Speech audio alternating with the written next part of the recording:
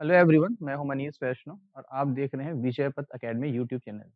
आज का जो टॉपिक है वो सीजीपीएससी प्रीलिम्स के लिए विशेष रूप से लाभप्रद होगा सभी बच्चों के लिए, क्योंकि यहाँ पे आज मैं जो है वो क्लास लाया हूँ भारत का संविधान के सभी आर्टिकल, अनुच्छेद आर्टिकल 1 से लेकर 395 तक सारे के सारे आर्टिकल हम जिक्र करेंगे। और सारे आर्टिकल एक वीडियो में संभव नहीं होता है, इसलिए कुछ विशेष आर्टिकल की चर्चा हम लोग करेंगे, जिसमें लगभग आप 120 से 140 आर्टिकल समाहित इसमें हैं। ठीक है, तो चलते हैं। पहले देखिए भारत का संविधान, संविधान निर्माता कौन है? डॉक्टर अंबेडकर साहब, इनको सभी जानते हैं, है ना। तो डॉक्टर अंबेडकर साहब जो है उनकी जय करने के पश्चात हम आगे बढ़ते हैं और आर्टिकल नंबर पहले के बारे में देखते हैं। ठीक है, आर्टिकल नंबर पहला है संघ का नाम और राज्य क्षेत्र, name and territory of the union. संघ का नाम और राज्य क्षेत्र जिसमें सभी राज्य और केंद्र शासित प्रदेश समाहित हैं, इतना आप लोग जानते हैं। तो आर्टिकल 1 में इसका उल्लेख है। ठीक है, आर्टिकल नंबर 2, आर्टिकल नंबर 2 में क्या कह रहा है? आर्टिकल नंबर 2 कह रहा है कि नए राज्यों का प्रवेश, एडमिशन और establishment of new state. Article number 2 क्या कह रहे हैं? कि नए राज्यों का प्रवेश। और ये आर्टिकल नंबर 2 क्या है? आर्टिकल नंबर 2 में ही क्या हुआ था? आर्टिकल नंबर 2 में ही क्या हुआ था? यहाँ पे नए राज्यों का प्रवेश हुआ था और यहाँ पे हुआ क्या था कि सिक्किम जो है वो भारत का अभिन्न अंग बना था। सिक्किम भारत का अभिन्न अंग बना था आर्टिकल नंबर 2 के तहत। और यहाँ पे 35 नंबर का अमेंडमेंट हुआ था, एक संविधान संशोधन हुआ था 45वां, और उसके बाद इसको प्रवेश दिया गया था। और 36वें नंबर के संविधान संशोधन में सिक्किम जो है वो पूर्ण राज्य बन जाता है। ठीक है, तो सिक्किम वर्तमान में भी हमारे यहाँ पे पूर्ण राज्य है। अब देखिए यहाँ पे आर्टिकल नंबर 3, आर्टिकल नंबर जो 3 है उसके बारे में देखते हैं। आर्टिकल नंबर 3 क्या बोल रहे हैं? आर्टिकल नंबर 3 बोलता है कि नए राज्यों का निर्माण और वर्तमान राज्यों के क्षेत्रों, सीमाओं या नामों में परिवर्तन की शक्ति संसद के पास होगी। नए राज्य का निर्माण करने की शक्ति, है ना, और वहां पे वर्तमान राज्यों के क्षेत्र, सीमाओं या नामों में परिवर्तन करने की शक्ति जो है वो किसके पास होगी? तो वो संसद या पार्लियामेंट के पास होगी। ये कह रहा है आर्टिकल नंबर 3। और इसी आर्टिकल नंबर 3 जो है उसके तहत छत्तीसगढ़, झारखंड और उत्तराखंड का निर्माण हुआ है। आपको पता है छत्तीसगढ़ जो बना है वो आर्टिकल नंबर 3 के तहत बना है। ठीक है, तो इस आर्टिकल को आपको विशेष रूप से ध्यान देना है। अब इसमें देखिए एक चीज स्पष्ट किया गया है कि नए राज्यों का निर्माण अगर हो रहा है तो वो संसद की शक्ति है। वर्तमान राज्यों के क्षेत्र में परिवर्तन, सीमा में परिवर्तन और नामों में परिवर्तन करने की शक्ति भी जो है वो संसद की है। लेकिन एक बात ध्यान दीजिएगा कि किसी भी राज्य के नाम में परिवर्तन कर सकते हैं। राज्य की राजधानी में, किसी छत्तीसगढ़ की राजधानी रायपुर है, रायपुर, नया रायपुर है, सॉरी। तो नया रायपुर जो है अटल नगर, उस नाम को अगर फिर से बदलना है, कई बार तो बदलाव हो चुका है ना, तो अगर नाम को फिर से बदलाव करना है तो उसके लिए मुख्यमंत्री और उसकी कैबिनेट जो है उसके पास शक्ति होती है। ठीक है, लेकिन यहाँ पे क्या बोल रहा है कि राज्य के नामों में परिवर्तन, अगर छत्तीसगढ़ का नाम जो है वो बत्तीसगढ़ करना है, या छत्तीसगढ़ का नाम 40गढ़ करना है, या 50गढ़ करना है, तो वो नाम जो है वो परिवर्तन करने की शक्ति किसके पास है? तो वो है पार्लियामेंट या संसद के पास। ठीक है, ये बात ध्यान रखिएगा। अब आगे चलते हैं। अगला आर्टिकल क्या बोल रहे हैं? आर्टिकल नंबर 5, संविधान के प्रारंभ में नागरिकता। आर्टिकल नंबर 5 क्या बोलता है कि आर्टिकल संविधान के प्रारंभ में, संविधान जब बना 26 जनवरी 1950, ठीक है, 26 जनवरी 1950 को संविधान लागू हुआ और 26 नवंबर 1949 को संविधान जो है वो बनकर तैयार हो गया। तो यहाँ पे जब संविधान जो है लागू हुआ तो उस समय नागरिकता किसको दिया जाएगा और किसको नहीं दिया जाएगा, ये प्रश्न जो है वो अत्यंत महत्वपूर्ण प्रश्न था। ठीक है, तो यहाँ पे ध्यान दीजिए कि संविधान के बनने से 5 वर्ष पहले तक एक डेट निश्चित किया गया था और उसमें कहा गया था कि उस निश्चित डेट से पहले जो है वो, अगर भारतीय कोई भी व्यक्ति अगर भारत में आ चुका है या निवास कर चुका है या रह रहा है, तो वो भारत का नागरिक कहा जाएगा। तो यहाँ जो है संविधान की प्रारंभ में नागरिकता आर्टिकल नंबर 5 में कहा गया है। आर्टिकल नंबर 6 में जो है पाकिस्तान से यहाँ आने वालों की नागरिकता है, और आर्टिकल नंबर 7 में यहाँ से पाकिस्तान जाने और वापस लौट के आने वालों की नागरिकता के बारे में बात की गई है। आर्टिकल नंबर 8 जो है वह एनआरआई के बारे में बात करता है, नॉन रेसिडेंशियल इंडियन के बारे में बात करता है और उनकी नागरिकता के बारे में बात करता है। और आर्टिकल नंबर 9, जहाँ पे हमने आर्टिकल नंबर 9 का जिक्र यहाँ पे नहीं किया है। आर्टिकल नंबर 9 क्या कहता है? आर्टिकल नंबर 9 में क्या है? आर्टिकल नंबर 9 में ये है कि नागरिकता की समाप्ति ये जो सिटीजनशिप है, इसकी समाप्ति कैसे होगी? तो यहाँ पे स्पष्ट किया गया, नागरिकता की समाप्ति कैसे होगी? अगर किसी दूसरे देश की नागरिकता, किसी भी दूसरे देश की, अन्य देश की नागरिकता ग्रहण कर ली जाती है, तो उसकी नागरिकता स्वतः ही समाप्त हो जाएगी। ठीक है? मान लीजिए कि अगर विराट कोहली इंग्लैंड की नागरिकता ग्रहण कर लेते हैं, तो भारत की नागरिकता स्वतः ही समाप्त हो जाएगी, उनको कोई लेटर या एप्लीकेशन देने की आवश्यकता नहीं रहेगी। ठीक है? तो ये आर्टिकल नंबर 9 इम्पोर्टेंट है, इसको आप लोग ध्यान दीजिएगा। आर्टिकल नंबर 10 और 11 में भी संसद की शक्ति के बारे में बात किया गया है। आर्टिकल नंबर 11 महत्वपूर्ण है परीक्षोपयोगी दृष्टिकोण से, और संसद के पास शक्ति है, उसमें स्पष्ट किया गया है कि संसद के पास जो है वो शक्ति है कि वह नागरिकता संबंधी विनियम बना सकता है, नियम बना सकता है, ठीक है? या नागरिकता संबंधी नियम को समाप्त कर सकता है, ये उसकी शक्ति है, ठीक है? अगला आर्टिकल देखते हैं। Article number 12। आर्टिकल नंबर 12 बहुत महत्वपूर्ण है, राज्य की परिभाषा के बारे में इस दिया गया है कि राज्य की परिभाषा में कौन-कौन से आते हैं। इस चीज़ को स्पष्ट रूप से ध्यान दीजिएगा कि राज्य की परिभाषा में सारे के सारे राज्य विधानमंडल, राष्ट्रीय पार्लियामेंट जो है वो आएँगे। आप लोगों को मैं बता देता हूँ क्या-क्या आएँगे या क्या-क्या नहीं आएँगे, इसको देख लीजिएगा एक बार। राज्य की परिभाषा में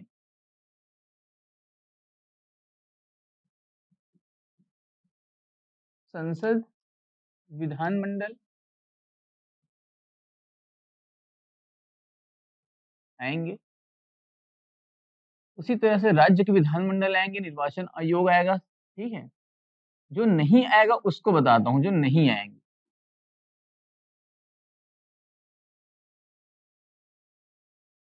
उच्च न्यायालय, उच्चतम न्यायालय,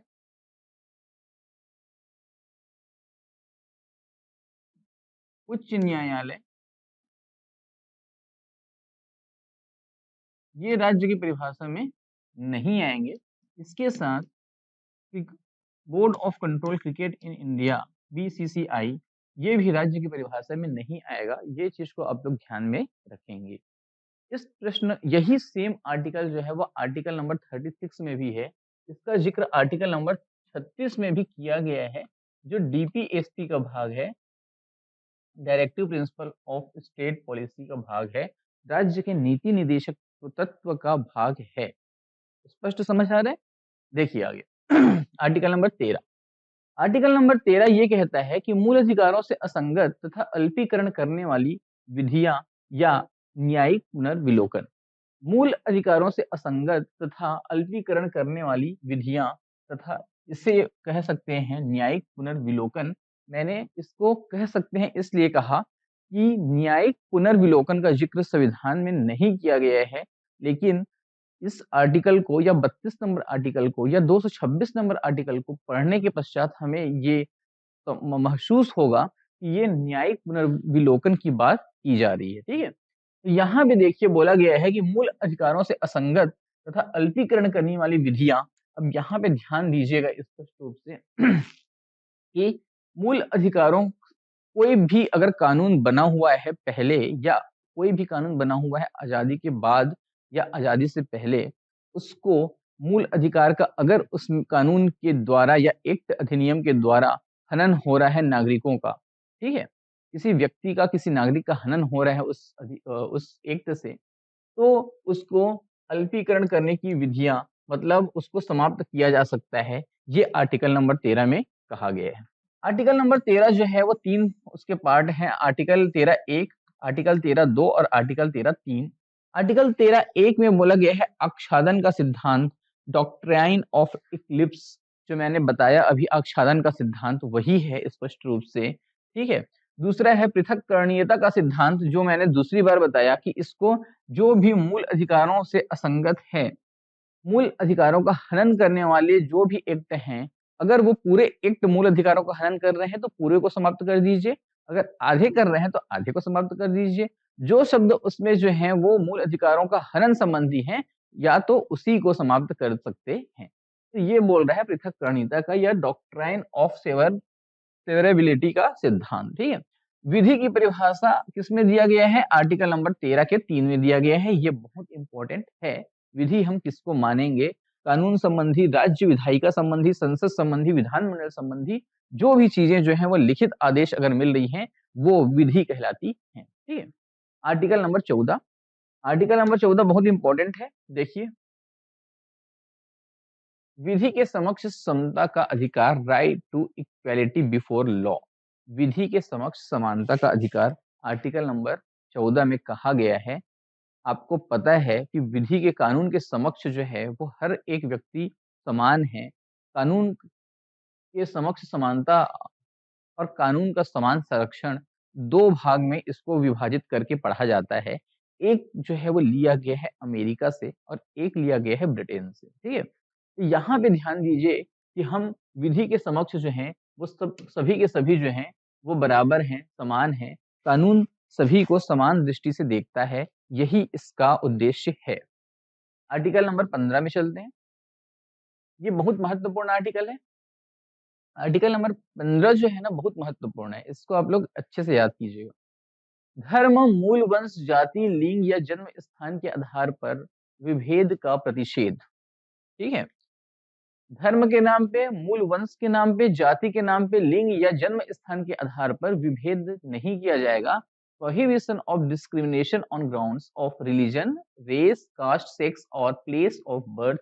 हम किसी भी व्यक्ति से धर्म के नाम पे भेदभाव नहीं कर सकते। अगर वो व्यक्ति ईसाई है, अगर वो व्यक्ति मुसलमान है या पारसी किसी भी समुदाय से रहे, उसको भी जो है वही न्याय मिलेगा, वही अधिकार मिलेंगे जो हमें मिलेंगे, हिंदुओं को मिलेंगे, ठीक है। तो ये इस बात इसमें स्पष्ट किया गया है। जाति, लिंग या जन्म स्थान भी बोला गया है। जैसे राहुल गांधी इटली में अगर पैदा हुए भी हैं, तो यहाँ आने के बाद उनको नागरिकता अगर भारत की मिल गई है, तो उन्हें भी वही सारे अधिकार मिलेंगे जो हम सभी को मिलते हैं। तो इसमें भी स्पष्ट कर दिया गया है। आर्टिकल नंबर 15 में इसमें सब आर्टिकल हैं जिसका जिक्र परीक्षा सीजीपीएससी में कई बार होता है प्रश्नों के माध्यम से, ठीक है। तो यहाँ देखिए आर्टिकल नंबर 15(1), राज्य किसी नागरिक के विरुद्ध केवल धर्म, मूल वंश, जाति, लिंग, जन्म स्थान के आधार पर कोई भी भेद किसी के साथ नहीं करेगा। ये आर्टिकल नंबर 15 में किया गया। ये सब आर्टिकल जो है वो सेम 15 आर्टिकल जो है वही है, ठीक है। आर्टिकल नंबर 15(2), कोई भी नागरिक केवल धर्म, मूल वंश, जाति, लिंग, जन्म स्थान या इनमें से किसी आधार पर निम्नलिखित में प्रवेश या उसका उपयोग करने से नहीं रोकता। अब ये दूसरा आर्टिकल है क्या? वास्तव में इसमें थोड़ा सा अस्पष्ट है। 15(2) क्या बोल रहा है? 15(2) ये बोल रहा है कि किसी भी सार्वजनिक स्थान पे, जैसे मंदिर है, जैसे मस्जिद है, जैसे होटल, रेस्टोरेंट भी हैं, ठीक है, पब्लिक प्लेस है। आप किसी भी व्यक्ति को इन सारे आधार को रखकर उनके साथ भेदभाव नहीं कर सकते, उनको प्रवेश से नहीं रोक सकते हैं। यही बात इसमें स्पष्ट कही गई। अगर कोई व्यक्ति किसी के साथ दुश्मनी है, वह होटल जो है वो संचालक है और वह अपने होटल में किसी व्यक्ति को जो है प्रवेश नहीं देना चाहता है, तो ये मुमकिन नहीं है, क्योंकि होटल जो है वो सभी के लिए है, अनिवार्य है। हाँ, उसमें युक्ति युक्त प्रतिबंध लगाया जा सकता है कि अगर वह व्यक्ति होटल में जानबूझकर नुकसान कर रहा है किसी किसी चीजों को, तो उसके ऊपर युक्ति युक्त प्रतिबंध या रिस्ट्रिक्शंस लगाए जा सकते हैं, ठीक है। आगे देखिए, आर्टिकल 15 का 3, इस अनुच्छेद की कोई भी बात राज्य की महिलाओं और बच्चों हेतु विशेष प्रावधान करने से नहीं रोकेगी। आर्टिकल नंबर 15 का 3 क्या कह रहा है कि महिलाओं और बच्चों के लिए जो है वो विशेष रूप से कानून बनाया जा सकता है और उनको जो है कहीं न कहीं विशेष छूट दिया जा सकता है। ये स्पष्ट किया गया 15 नंबर के 3 में और ये बहुत महत्वपूर्ण आर्टिकल है। तो बहुत महत्वपूर्ण है 15 नंबर का 3, ठीक है? 15 का 4 देखिए राज्य पिछड़े, ये पिछ से लिखा हुआ है पिछड़े वर्ग। राज्य पिछड़े वर्गों या अनुसूचित जाति जनजाति की उन्नति के लिए विशेष उपबंध कर सकता है। राज्य क्या करेगा कि पिछड़े वर्ग, है ना, एसटी, एससी जनजातियों के लिए विशेष उपबंध करेगा और यह भेदभाव के अंतर्गत नहीं आएगा। अगर कोई कहता है कि ये भेदभाव है, ठीक है, सामान्य वर्ग के साथ भेदभाव हो रहा है, तो इसमें पहले से पार्लियामेंट ने या सॉरी सुप्रीम कोर्ट ने, है ना, तो यहाँ पे पहले से तय कर दिया है कि धर्म ये कहाँ गया? हाँ, ये एसटी, एससी और ओबीसी के लिए विशेष प्रावधान जो है वो किया जा सकता है क्योंकि माना जाता है कि वो क्या है? कमजोर वर्ग हैं, ठीक है? तो कमजोर वर्ग जो है उनकी रक्षा, सुरक्षा, संरक्षण की दायित्व जो है वो सरकार की है, तो इस नाम से इसको कहा गया। आर्टिकल नंबर 15 का 5 किसी भी शैक्षणिक संस्थान जो शासकीय हो सकता है या गैर सरकारी या प्राइवेट भी हो सकता है, में नामांकन हेतु पिछड़े वर्गों के लिए विशेष प्रावधान और 6 बोलता है कि किसी भी शैक्षणिक संस्थान में नामांकन हेतु ईडब्ल्यूएस को 10% आरक्षण। आर्टिकल नंबर 5 क्या बोल रहे हैं? नामांकन हेतु पिछड़े वर्गों के लिए विशेष प्रावधान कर सकता है। मतलब किसी भी कॉलेज वगैरह में, यूनिवर्सिटी वगैरह में जब हम जाते हैं तो ओबीसी के जो समुदाय के बच्चे हैं उनके लिए भी क्या होता है कि सीट रिजर्व हो सकता है। ये इसमें स्पष्ट कर दिया गया, ठीक है? और छठवां क्या बोल रहा है कि किसी भी शैक्षणिक संस्थान में नामांकन हेतु ईडब्ल्यूएस 10% आरक्षण। ईडब्ल्यूएस मतलब समझते हो आप लोग? Economic weaker section. मतलब सामान्य रूप से क्या है, कमजोर बच्चे जो हैं, कमजोर वर्ग के, जिनकी आर्थिक स्थिति कमजोर है, वो अगर सामान्य वर्ग के हैं और जिनकी आर्थिक स्थिति कमजोर है, एक निश्चित राशि जो है 8 लाख रुपए तय किया गया है, सरकार ने किया है कि उससे नीचे आने वाले जो हैं वो क्या हो जाएंगे, ईडब्ल्यूएस में आ सकते हैं। और उसके अलावा जो है वो और भी क्राइटेरिया तय किया गया है कि उनके घर की स्थिति ये हो कि उनके पास जो है वो 1 एकड़ से ज्यादा जमीन ना हो, ठीक है? 1 हेक्टेयर या 1 एकड़ है, इसको देखना पड़ेगा मुझे भी। तो आर्टिकल नंबर 15 आपने पढ़ा है। आर्टिकल नंबर 16, आर्टिकल नंबर 16 में भी बहुत सारे सब पॉइंट हैं जो परीक्षा में आते रहते हैं, ठीक है? इसको देखते हैं। लोक नियोजन के विषय में अवसर की समता। आर्टिकल 16 में लिखा गया है लोक नियोजन, और लोक नियोजन का मतलब स्पष्ट रूप से क्या होता है, तो इसको आप ध्यान दीजिएगा। लोक नियोजन का मतलब क्या होता है? नौकरी होता है, ठीक है? लोक नियोजन का मतलब क्या होता है? नौकरी होता है। यहाँ पे ये स्पष्ट क्या किया गया है कि नौकरी में अवसर की समानता की बात की जा रही है। नौकरी हो, 16(1) में बोल रहा है राज्य के सभी नागरिकों के लिए नियुक्ति में अवसर की समता होगी। राज्य के जितने भी नागरिक हैं, सभी नागरिकों के लिए नियुक्ति या अपॉइंटमेंट में अवसर की समता होगी। ये पहला आर्टिकल है, ठीक है? दूसरा, धर्म, मूल वंश, जाति, लिंग, जन्म स्थान के आधार पर नौकरियों में विभेद नहीं किया जाएगा। ये आर्टिकल नंबर 16 का 2 है। 16 के 3 में जो है वो क्या किया गया है कि राज्यों के निवासियों को सरकारी सेवाओं में प्राथमिकता दी जाएगी। ये प्राथमिकता मिलेगी राज्य के नागरिकों को। मतलब छत्तीसगढ़ के नागरिकों को हम लोग जो है वो प्राथमिकता हमारी सरकार जो है दे सकती है। बिहार वाली जो राज्य है वो बिहार राज्य के लोगों के लिए इस प्रकार के प्रावधान बना सकता है। आर्टिकल नंबर 16 का 4, राज्य पिछड़े हुए नागरिकों ओबीसी सामाजिक शैक्षणिक के किसी वर्ग के लिए नियुक्तियों या पदों के आरक्षण के लिए उपबंध बना सकता है। ये आर्टिकल 16 में बोल रहे हैं, ये नौकरी की बात कर रहे हैं। इससे पहले हमने 15(4) में पढ़ा है, तो वो वहां पे क्या पढ़ा है कि हम उसको कॉलेज में या यूनिवर्सिटी में सीटों के बारे में बात कर रहे हैं, ठीक है? यहाँ पे हम क्या बात कर रहे हैं? यहाँ पे नियुक्ति, नौकरी की बात कर रहे हैं। तो आर्टिकल नंबर 15 और 16 दोनों याद करने वाले आर्टिकल हैं। आर्टिकल नंबर 16 का 5वां सब आर्टिकल 5, किसी धार्मिक या सांप्रदायिक संस्था के कार्यकलाप से संबंधित कोई पदधारी किसी विशिष्ट संप्रदाय ही का हो सकता है। इसका मतलब समझ गए आप लोग? इसका मतलब क्या है? इसका मतलब स्पष्ट है कि जैसे मंदिर है या मस्जिद है ना? तो मंदिर में जो है वही व्यक्ति पूजा पाठ करा सकता है जो पंडित वर्ग का होगा, उसको ज़्यादा जानकारी होगा, या जो शास्त्रार्थ जो है सीखा हुआ है, काफ़ी सालों से मेहनत किया हुआ है, सीखा हुआ है, दीक्षा लिया हुआ है, दीक्षित हुआ है, ठीक है? तो जब दीक्षित हो जाएगा, तो उसको क्या करेंगे, वहाँ पे महंत बना देंगे या पंडित के रूप में बैठा देंगे। उसी प्रकार से मौलवी कौन बन सकता है? क्या कोई हिंदू जो है मौलवी बन सकता है क्या? उसको तो बहुत ट्रेनिंग लेना पड़ेगा ना, बहुत समय तक जो है वो सीखना पड़ेगा। तो यही स्पष्ट किया जा रहा है कि यहाँ पे किसी भी धार्मिक या सांप्रदायिक संस्था के कार्यकलाप से संबंधित कोई पदधारी किसी विशिष्ट संप्रदाय का ही हो सकता है, और इसे हम क्या मानेंगे? इसे हम अवसर की समता ही मानेंगे, इसमें हम भेदभाव नहीं मानेंगे। कोई व्यक्ति अगर कह रहा है कि पंडित वर्ग ही क्यों वहाँ पे पंडिताई करता है, महंत बनता है, तो वहाँ पे इसको हम अन्यथा नहीं लेने वाले हैं, इसमें स्पष्ट करेंगे कि उन्हें ही इस चीज़ का ज्ञान है, ठीक है? इसलिए बन रहा है वो। और ये संविधान के आर्टिकल 16 के 5 में है, ठीक है? अब अगला देखते हैं। अस्पृश्यता का अंत, ये abolition of untouchability article number 17। तो ये 17 आर्टिकल जो है उसके बारे में तो आप लोग जानते हो, अस्पृश्यता का अंत की बात कर रहा है। आर्टिकल नंबर ये छुआछूत के बारे में बात कर रहा है, इसको ज्यादा मैं चर्चा नहीं करूंगा, ये तो जानते हो आप लोग, ठीक है। आर्टिकल नंबर 18 उपाधियों का अंत, अबॉलिशन ऑफ टाइटल्स, यहाँ पे देखिए स्पष्ट कीजिए। उपाधि जो है वो किसी भी प्रकार की जो है वो नहीं दी जाएगी सरकार के द्वारा, ये मान है। लेकिन किस प्रकार की उपाधि दी जाएगी? शिक्षा संबंधी जो है वो शैक्षणिक उपाधि जो है वो दी जाएगी। शैक्षणिक उपाधि जो है या सेना मेडल जो है वो मिलेगा, उसे उपाधि में नहीं गिना जाएगा, उसका अंत नहीं होने वाला है। दूसरी चीजें, यह आर्टिकल जो है वो बताता है कि शिक्षा में अगर कोई लोग मास्टर करते हैं उसके बाद पीएचडी करते हैं, पीएचडी करते हैं, पीएचडी मतलब फिलोसॉफी ऑफ डॉक्टरेट, है ना? तो डॉक्टरेट अगर कर लिए तो उनके नाम के आगे डॉक्टर जुड़ जाता है, तो वहां पे ये छूट है। लेकिन बाकी लोग डॉक्टर आगे में नहीं लगा पाएंगे।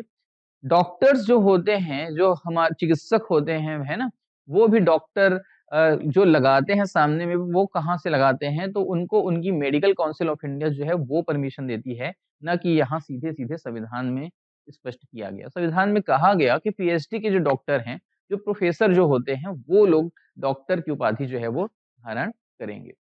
अब ध्यान दीजिए। आर्टिकल नंबर 19, वाक स्वातंत्र आदि विषय कुछ अधिकारों का संरक्षण, और ये आर्टिकल नंबर 19 अपने आप में बहुत व्यापक है। Protection of certain rights regarding freedom of speech.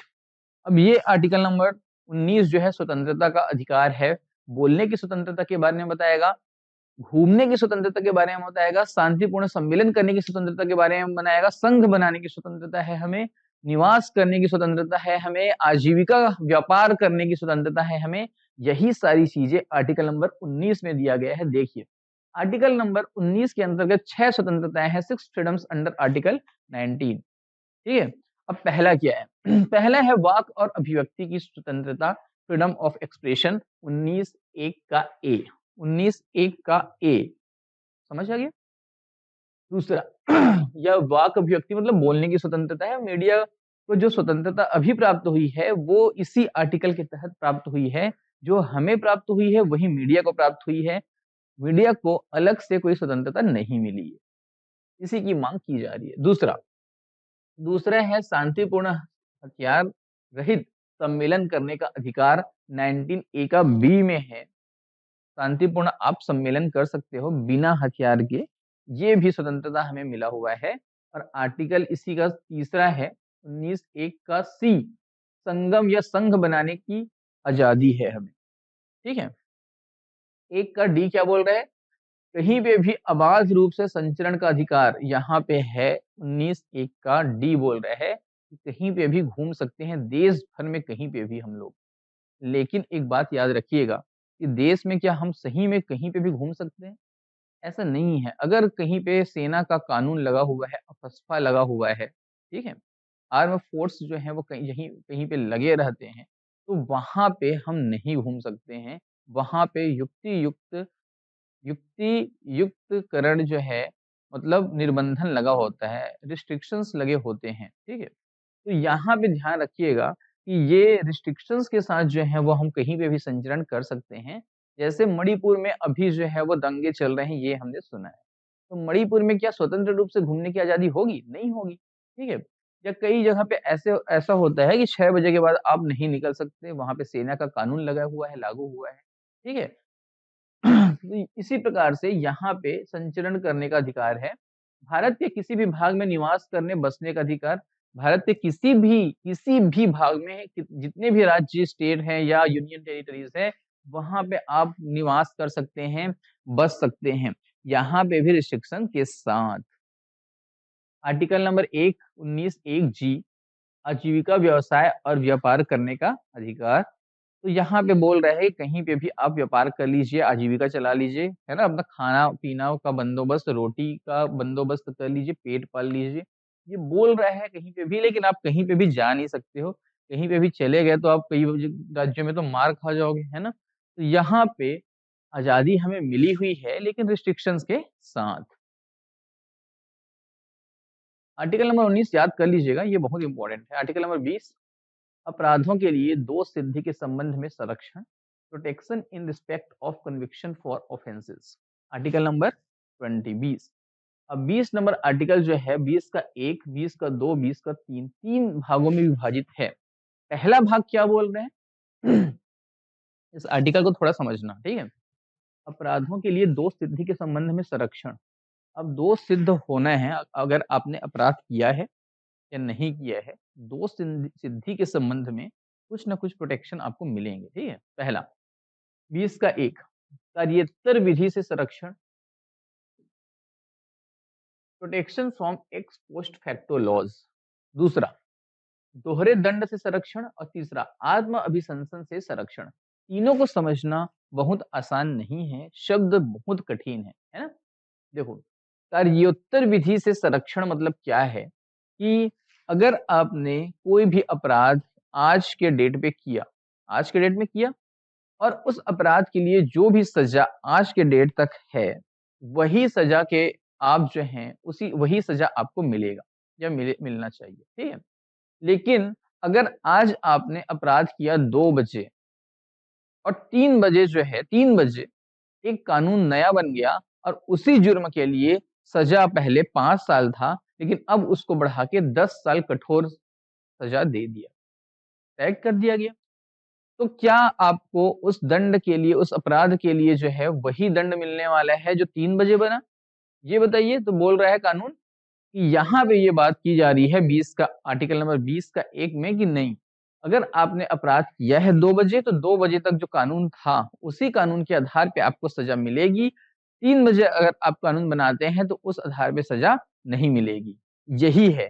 तो अगर आपको 3 बजे वाली सज़ा चाहिए तो आपको 4 बजे जो है या 3 बज के 1 मिनट या 2 मिनट में अपराध करने होंगे। आ रहा है समझ? अब दूसरा देखो, दोहरे दंड से संरक्षण। दोहरे दंड से संरक्षण का मतलब क्या है?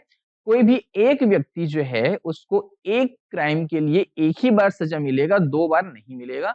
यही स्पष्ट यहाँ पे किया गया है। आर्टिकल नंबर किसमें बोला?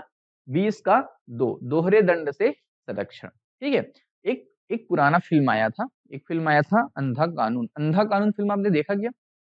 अंधा कानून फ़िल्म अगर आप लोग देखे हैं तो वहाँ पे ना अमिताभ बच्चन है, रजनीकांत है, हेमा मालिनी जी हैं, ठीक है? तो होता क्या है कि अमिताभ बच्चन जो है वो एक फ़ॉरेस्ट ऑफ़िसर है और फ़ॉरेस्ट में जो है वहाँ पे जो ब्लैक धंधा जो किया जा रहा है, स्मगलिंग जो किया जा रहा है, अमरीश पुरी साहब हैं पुराने, है ना विलन? तो उस समय होता ये है कि अमरीश पुरी उसको रिश्वत देने की कोशिश करते हैं, अमिताभ बच्चन उनसे नाराज़ हो जाते हैं, उनको चिल्लाते हैं, उनको धमकी देते हैं मारने की। दूसरे दिन क्या होता है कि अमरीश पुरी ने एक व्यक्ति को मार दिया, उसके सिर पे बहुत भारी पत्थर को पटक दिया और उसके पूरे चेहरे को जो है पूरा कुचल दिया। ऐसा प्रतीत हुआ कि अब वो व्यक्ति जो है वो उसका चेहरा कुछ दिख ही नहीं रहा है। और जब कुछ नहीं दिख रहा है तो उसको अपने कपड़े अमरीश पुरी साहब ने पूरे पहना दिए, पूरे कपड़े पहना दिए, पूरे कपड़े अपने पहना दिए। तो यहाँ पे क्या हो रहा है कि जब पूरे कपड़े अपने पहना देते हैं, तो उनको किसी को भी व्यक्ति को लगता है कि ये अमरीश पुरी ही मर गया। और जब अमरीश पुरी मर गया तो इसमें शक किसको होता है? तो अमिताभ बच्चन साहब के ऊपर होता है। तो पुलिस अमिताभ बच्चन साहब को अंदर कर देती है, कोर्ट जो है सज़ा सुना देती है। आ रहा है समझ? फ़िल्म का नाम अंधा कानून है। अब अमिताभ बच्चन साहब 20 साल के बाद छूटते हैं। जैसे छूटते हैं तो एक जगह पे भाषण चल रहा है। भाषण सुनते हैं तो वो उनको आवाज जो है सुना सुना लगता है। और जब सुना सुना लगता है तो वो पहुंचते हैं, देखते हैं अमरीश पुरी तो भाषण देते रहता है। ठीक है। अमरीश पुरी साहब भाषण दे रहे हैं। तो वहां पे वो बोलते हैं कि अरे यार ये कौन है, ये तो अमरीश पुरी है, ये तो इसी के नाम से मैं जेल गया हूँ, ये तो मर गया है मेरे हाथों, फिर जिंदा कैसे हो गया। तो यहाँ पे वो क्या करते हैं कि उसको अमरीश पुरी को अदालत में वो भागता है, अमरीश पुरी उसको देख के और अदालत में पहुंचता है। अदालत के सामने अमिताभ बच्चन ने उनको मार दिया जान से।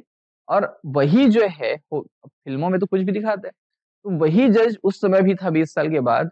और वही जज जो है अमिताभ बच्चन को फिर से आजीवन कारावास की सजा सुना देता है। अमिताभ बच्चन बोलता है कि अरे यार आप मेरे को पहले भी इसी जुर्म के लिए, इसी व्यक्ति के मर्डर के लिए तो सजा सुना चुके हो। और कोई भी कानून जो है वो एक ही अपराध के लिए 2 बार सजा नहीं दे सकता माय लॉर्ड। अदालत फिल्मों में कुछ होने वाला तो है नहीं।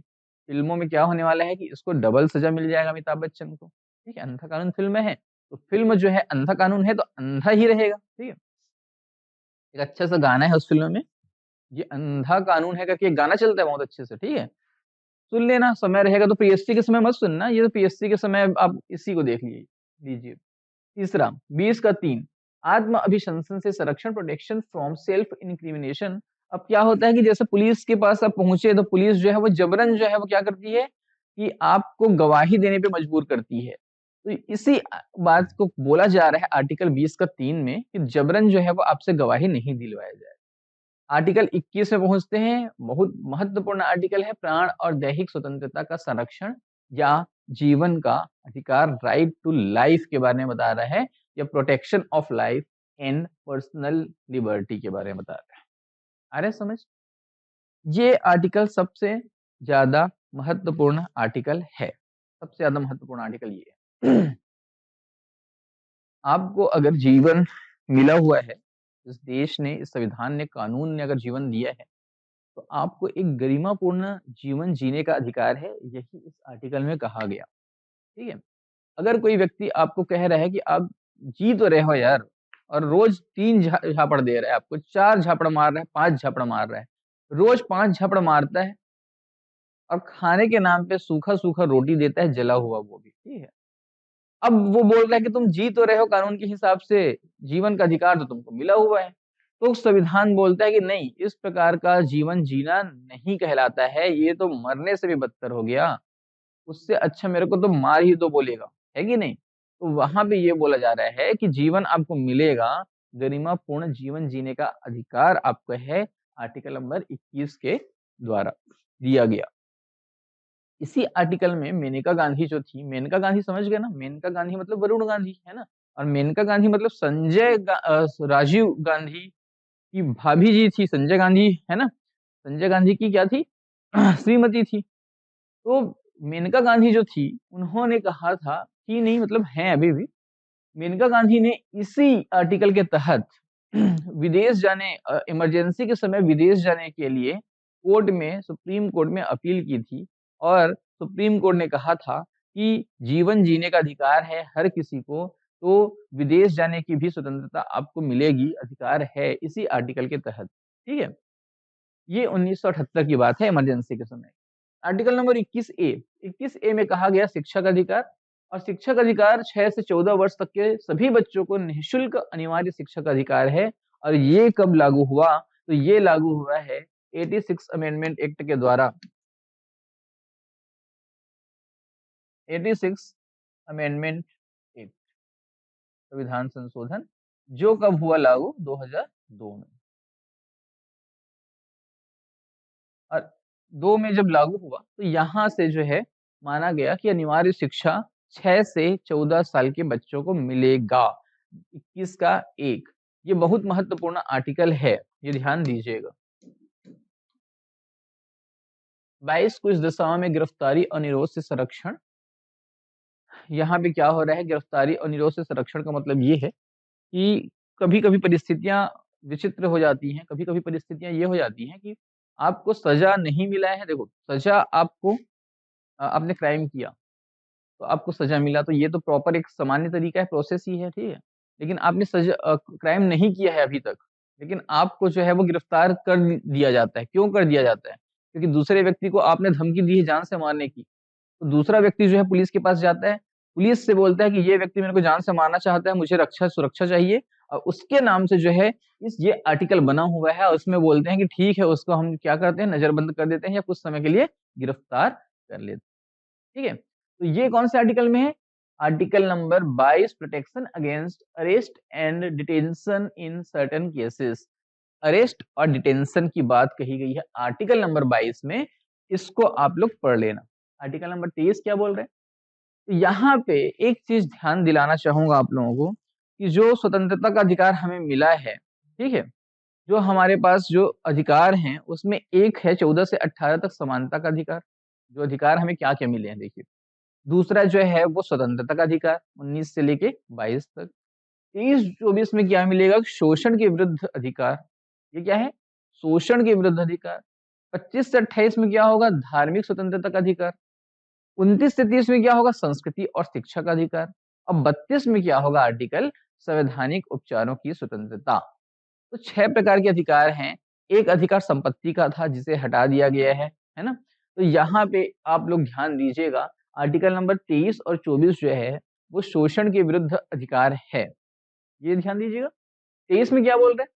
मानव दुर्व्यापार एवं बलात् श्रम का प्रतिषेध, prohibition of traffic in human beings and forced labour.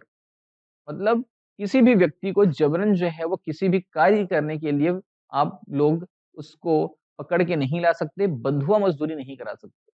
ये आर्टिकल नंबर 23 में है। 24 नंबर, आर्टिकल नंबर 24 कह रहा है कि कारखानों आदि में बालकों के नियोजन का प्रतिषेध। कारखानों में या ऐसे स्थान पे जहाँ पे बहुत कठिन कार्य होते हैं, वहां पे आप 14 वर्ष तक के बालक को नहीं ले जा सकते। अगर घरों में भी अगर आपने आपके खुद के घर का बच्चा है और इस प्रकार के कार्य कर रहा है, तो उस पे भी जो है वो कानून प्रतिबंध लगा देता है। ठीक है? लेकिन कानून ने अभी कुछ समय पहले एक बात कही है कि छोटे-मोटे जैसे आपने दुकान खोला है, समोसा का दुकान है, छोटा-सा जनरल स्टोर वगैरह कुछ है, घर में आपने खोला है, वहाँ पे आपके बच्चे अगर शामिल हो रहे हैं, छोटे बच्चे, तो वो शामिल हो सकते हैं, वो बहुत बड़ी बात नहीं है, उसमें कठिनाई नहीं होगी, ठीक है? तो ये थोड़े से कठिन कार्यों के लिए है, जहाँ पे खतरा रहता है उनकी जान को। आर्टिकल नंबर मैंने बताया कि 25 से लेके 28 तक का जो है, 25 से 28 ये धार्मिक स्वतंत्रता के बारे में है। मतलब धार्मिक रूप से हम स्वतंत्र किस-किस आर्टिकल में हमको मिलेगा धार्मिक स्वतंत्रता का अधिकार? पहला आर्टिकल 25 अंतःकरण की और धर्म को अबाध रूप से मानने, आचरण और प्रचार करने की स्वतंत्रता।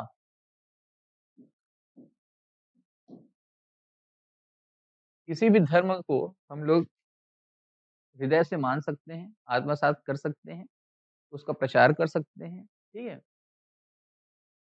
मानने, आचरण करने और प्रचार करने की स्वतंत्रता हमें है और इसके लिए कोई हमें रोक नहीं सकता है। कोई भी धर्म हम लोग बदल सकते हैं, स्वतंत्रता है हमें, लेकिन जबरन धर्म परिवर्तन हम नहीं करेंगे। स्वतंत्र हैं हम केवल अपने मन से, अपने खुद के निर्णय के अनुसार जो है वो धर्म परिवर्तन करने के लिए, ठीक है? तो ये बोल रहे हैं।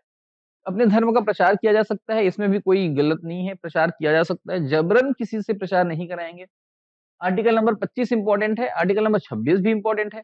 धार्मिक कार्यों के प्रबंध की स्वतंत्रता, freedom to manage religious affairs. अब धार्मिक कार्य कोई करने हैं तो वहाँ पे मैनेजमेंट जो है मैनेज करना है, किसी को मंदिर बनवाना है, मस्जिद बनवाना है, कोई भी चीज़ करनी है, तो उसके लिए भी हम स्वतंत्र हैं यहाँ पे बोला जा रहा है। आर्टिकल नंबर 30 में आ जाते हैं, 29 नंबर और 30 नंबर दोनों इम्पोर्टेंट थे। यहाँ पे 30 नंबर आ गया, देखो 29 नंबर और 30 नंबर जो है वो संस्कृति और शिक्षा का अधिकार है और ये माइनॉरिटीज़ के बारे में बात कर रहे हैं, ठीक है? तो वहाँ पे 29 नंबर आर्टिकल क्या बोल रहा है कि किसी भी जो अल्पसंख्यक वर्ग हैं जो, हिंदू के अलावा तो सब अल्पसंख्यक हैं, उनको अपनी भाषा, अपनी बोली, अपनी संस्कृति को संरक्षित रखने का अधिकार है। ये बोला जा रहा है आर्टिकल नंबर 29 में। तो ये आर्टिकल नंबर 29 को भी आप ध्यान रखिएगा, याद कर लीजिएगा। आर्टिकल नंबर 29, 29 बहुत महत्वपूर्ण आर्टिकल है, 29 और 30 दोनों। देखो आर्टिकल नंबर 1 से लेके 51 1 तक सभी के सभी इम्पोर्टेंट हैं आर्टिकल, आपको कोई भी आर्टिकल छोड़ना नहीं है। यहाँ पे मैं कुछ आर्टिकल को इसलिए छोड़ चुका हूँ, क्योंकि यहाँ पे हमें पता है कि एक ही क्लास में सारे के सारे आर्टिकल पढ़ने हैं, सारे आर्टिकल। तो आप सोच सकते हैं कि ये 2.5 से 3 घंटे का समय जो है वो ले लेगा, ठीक है? ज़्यादा भी ले सकता है। इस नाम से आज जो मैं बता रहा हूँ आप लोगों को कि 29 नंबर याद कर लेना, ठीक है? 30 नंबर आर्टिकल, शिक्षा संस्थाओं की स्थापना और प्रशासन करने का अल्पसंख्यक वर्गों का अधिकार। और यहाँ पे भी वही बात कही गई है कि जो अल्पसंख्यक वर्ग हैं, उनको अपने शिक्षा संस्थाओं की स्थापना करने का अधिकार दिया गया है, ठीक है?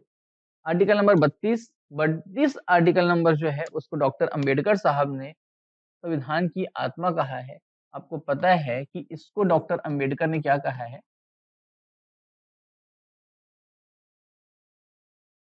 संविधान की आत्मा। अगर जितने हमने मौलिक अधिकार पढ़े, आर्टिकल नंबर 12 से लेके आर्टिकल नंबर 35 तक मौलिक अधिकार हैं, जो भाग 3 है नागरिकता, 2 भाग है, ठीक है? मैं उसको बताना भूल गया था। अब आर्टिकल नंबर 32 को संविधान की आत्मा कह रहे हैं, तो यहाँ पे आत्मा क्यों कह रहे हैं? 12 से लेके 32 तक के जितने 30 तक के जितने आर्टिकल हैं, वहाँ पे जो शब्द प्रयोग किए गए हैं, उसमें अगर मौलिक अधिकारों का हनन हो रहा है किसी भी व्यक्ति का, तो वो सुप्रीम कोर्ट जा सकता है आर्टिकल 32 के तहत सुप्रीम कोर्ट जा सकता है। सुप्रीम कोर्ट जो है वो निर्णय उसके पक्ष में लेगा। ये बात स्पष्ट रूप से कही गई है, मतलब न्यायिक पुनर्विलोकन का अधिकार है उसको। तो संवैधानिक उपचारों की स्वतंत्रता, राइट टू कॉन्स्टिट्यूशनल रेमेडीज के बारे में बात कर रहा है ये आर्टिकल, ये ध्यान दीजिएगा आप लोग। और इसी के तहत जो है 5 प्रकार के रीट जारी करता है। कौन? ये आर्टिकल 32 5 प्रकार के रीट जारी करता है। और ये रीट क्या है? रीट जो है वो जारी करेगा हैबियस कॉर्पस, सशरीर उपस्थित कीजिए, ठीक है? किसी भी व्यक्ति को 24 घंटे अगर गिरफ्तार कर लेती है पुलिस, तो 24 घंटे के अंदर कोर्ट में प्रस्तुत करना ज़रूरी है, अनिवार्य है। ये क्या बोल रहा है? हैबियस कॉर्पस इसी को बोला जाता है। सशरीर उपस्थित कीजिए। परमादेश जो है वो बोला जाता है कि हम आदेश देते हैं। हम आदेश दे रहे हैं किसी भी शासकीय कर्मचारी को कि आप जो है अपना कार्य अच्छे से कीजिए। आ रहा है समझ? कि वहाँ पे हैबियस कॉर्पस भी है, वहाँ पे परमादेश भी है, वहाँ पे जो है उत्प्रेषण भी है, वहाँ पे प्रतिषेध भी है। तो 5 प्रकार की रीट जो है वो जारी करने का अधिकार सुप्रीम कोर्ट को है आर्टिकल नंबर 32 के तहत। आ रहा है समझ? आर्टिकल नंबर, अब देखो यहाँ पे कुछ आर्टिकल फिर छूटे हैं। आर्टिकल नंबर 36 से 51 तक क्या होगा? डीपीएसपी है, राज्य के नीति निर्देशक तत्व या directive principle state of policy, ठीक है? 36 नंबर आर्टिकल में स्पष्ट कर दिया कि वो क्या है, राज्य की परिभाषा है, जो 12 नंबर आर्टिकल में था। 37 नंबर आर्टिकल में ये बोल दिया कि मौलिक अधिकारों का हनन होने पे आप जा सकते हैं सुप्रीम कोर्ट। लेकिन अगर आपके राज्य के नीति निर्देशक तत्व जितने दिए हैं 36 से 51 तक में, उसका अगर हनन होता है, तो आप नहीं जा सकते हैं कोर्ट, यही बोल रहा है। और कोर्ट अगर जाएँगे भी तो कोर्ट जो है इसमें आपकी मदद नहीं कर सकता है। और किस-किस कौन-कौन से आर्टिकल हैं? तो 37 में तो यही बोल दिया, 39 में देखो, राज्य द्वारा अनुसरणीय कुछ नीति तत्व। आर्टिकल 39 ए, समान न्याय तथा निःशुल्क विधिक सहायता। पहला, समान न्याय और निःशुल्क विधिक सहायता की बात कर रहा है आर्टिकल 39 ए।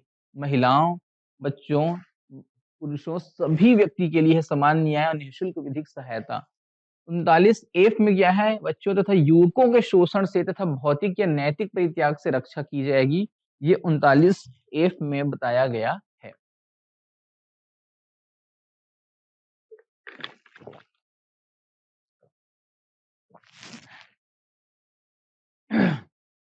आर्टिकल नंबर 40, आर्टिकल नंबर 40 में गांधीवादी सिद्धांत है।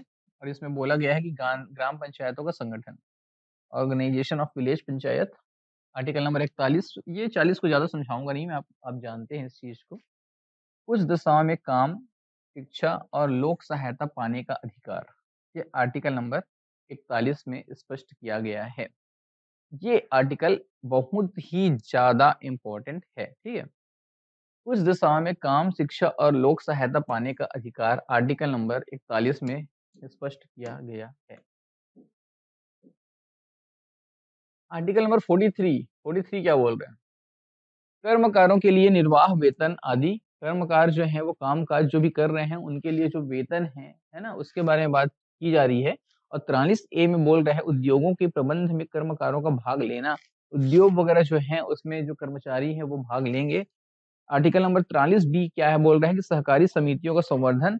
आर्टिकल नंबर 43 बी जो है वो क्या बोल रहा है सरकारी सहकारी समिति जो है उसके बारे में बात कर रहा है और सहकारी समिति का मतलब होता है सेल्फ हेल्प ग्रुप स्व सहायता समूह जो बनता है वो इसी आर्टिकल के तहत बनता है। तो यहाँ पे ध्यान दीजिएगा कि 97th नंबर का अमेंडमेंट हुआ था और उसके तहत सहकारी समिति को जो है प्राथमिकता मिली थी। आ रहा है समझ? तो यहाँ पे भी आप लोग ध्यान दीजिएगा।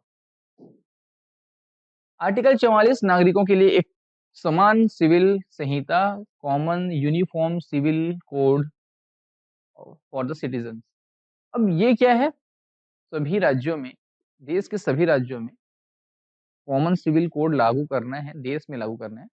इसका मतलब ये होता है कि जैसे विवाह हिंदुओं में अलग होते हैं, मुस्लिमों में अलग होते हैं, ठीक है? उत्तराधिकार के अधिनियम, संपत्ति का अधिकार किसको मिलेगा, किसको नहीं मिलेगा। तो भरण-पोषण मेंटेनेंस वगैरह जो है किसको मिलेगा, किसको नहीं मिलेगा। दत्तक ग्रहण किसको जो है वो अडॉप्शन का अधिकार है, नहीं है किसको, ठीक है? ये सारी चीज़ें मिलके जो है वो कॉमन सिविल कोड बनती है, सिविल कोड बनती है और सिविल कोड जो है वो कॉमन होना चाहिए, यूनिफ़ॉर्म होना चाहिए, सभी धर्म के लिए बराबर होनी चाहिए, इसी के बारे में चर्चा की जा रही है।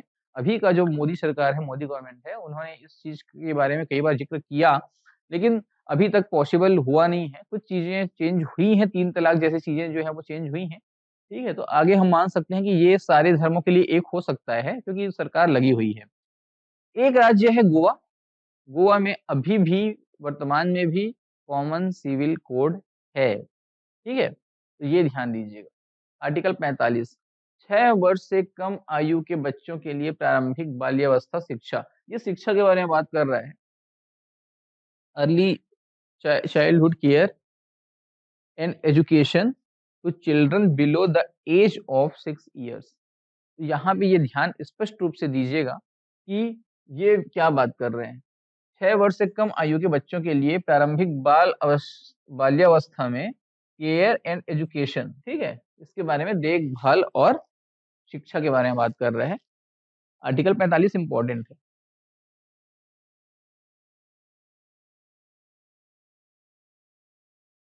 आर्टिकल नंबर 48 48 बोल रहा है कृषि और पशुपालन का संगठन। आर्टिकल नंबर 48 कृषि और पशुपालन का संगठन और आर्टिकल नंबर 48 ए बोल रहा है पर्यावरण का संरक्षण, संवर्धन, वन तथा वन्य जीवों की रक्षा। तो 48 नंबर आर्टिकल जो है वो बहुत इंपॉर्टेंट है अपने उसमें मैंने पहले ही बता दिया है कि आर्टिकल नंबर 1 से लेके 51 ए तक सभी के सभी आर्टिकल आपको याद रखने होंगे। अगर मैं इनको छोड़ के पढ़ा रहा हूँ आप लोगों को तो आप बोर मत हो जाइए। एक वीडियो में मुझे खत्म करना है इसलिए पढ़ा रहा हूँ मैं, ठीक है? आर्टिकल नंबर 48 पशुपालन और 48 ए पर्यावरण का संरक्षण। आर्टिकल 50 कार्यपालिका और न्यायपालिका का पृथक्करण, separation of judiciary from executive, ठीक है? कार्यपालिका और न्यायपालिका का पृथक्करण की बात करता है। 51 बोलता है अंतर्राष्ट्रीय शांति और सुरक्षा की वृद्धि, promotion of international peace and security. यहाँ पे पीस और सिक्योरिटी की बात 51 नंबर आर्टिकल में कही जा रही है। अब ध्यान दीजिएगा इस चीज को, जितने आर्टिकल हमने पढ़े हैं 51 ए जो है वो मौलिक कर्तव्य है। 51 ए मौलिक कर्तव्य है जिसमें 10 मौलिक कर्तव्य पहले थे, एक मौलिक कर्तव्य जुड़ा 86वां संविधान संशोधन 2002 के तहत और 11 मौलिक कर्तव्य वहाँ पे हो गए, ठीक है? तो 11 मौलिक कर्तव्य यहाँ पे हम नहीं है, लेकिन इसको याद आपको करना है। इसको आपको अच्छे से याद करना है। 11 के 11 मौलिक कर्तव्य इस प्रकार से याद होने चाहिए आपको कि परीक्षा में अगर आएगा कि इनमें से कौन मौलिक कर्तव्य नहीं है, तो आप जो है उसमें से चिन्हित कर लेंगे, अलग कर लेंगे, ठीक है? आर्टिकल नंबर 22 अब देखो ये भाग 5 का हिस्सा है। आर्टिकल नंबर 22 जो है ना, वो भाग 5 आ गया और भाग 5 में संघ के बारे में बात कर रहे हैं, तो वहाँ का हिस्सा है ये। अब ये किस प्रकार से बात करेगा? राष्ट्रपति के बारे में बात करेगा, राष्ट्रपति। आर्टिकल नंबर 22 भारत का राष्ट्रपति होगा। 52 आर्टिकल नंबर 52 भारत का राष्ट्रपति। आर्टिकल नंबर 53 संघ की कार्यपालिका एग्जीक्यूटिव पावर जो है वो किसके पास होगी, तो वो राष्ट्रपति के पास होगी। राष्ट्रपति जो है वो सबसे ज्यादा पावरफुल पद है, ये बताया गया है आर्टिकल नंबर 53 में। आर्टिकल नंबर 55 में क्या बताया है, देखो आर्टिकल नंबर 53 के बाद 54 आता है ना, 54 छूट गया है। 54 में निर्वाचन के बारे में बताया गया है, निर्वाचन, ठीक है। और यहाँ पे आर्टिकल नंबर 55 में बताया गया है निर्वाचन की पद्धति की, किस प्रकार से जो है निर्वाचन जो है वो होगा, किस प्रकार से होगा। एक निर्वाचक मंडल होता है, आपको पता है। निर्वाचक मंडल जो है जो जो शामिल होते हैं, संसद के दोनों सदनों के निर्वाचित सदस्य शामिल होते हैं। जितने केंद्र शासित प्रदेश हैं उसमें से दिल्ली, पुडुचेरी और जम्मू कश्मीर के निर्वाचित सदस्य शामिल होते हैं। सभी राज्य जो हैं उनके विधानसभा के निर्वाचित सदस्य शामिल होते हैं। और शामिल कौन नहीं होते, तो जो निर्वाचित नहीं है, मनोनीत है, विधान परिषद के मनोनीत सदस्य, राज्य केंद्र सांसद संसद के राज्यसभा के मनोनीत सदस्य, ठीक है। तो मनोनीत सदस्य शामिल नहीं होते। केंद्र शासित प्रदेश जो 3 के बाद जो बाकी बचे जो 5 वो शामिल नहीं होते। तो इसी के बारे में बताया गया है।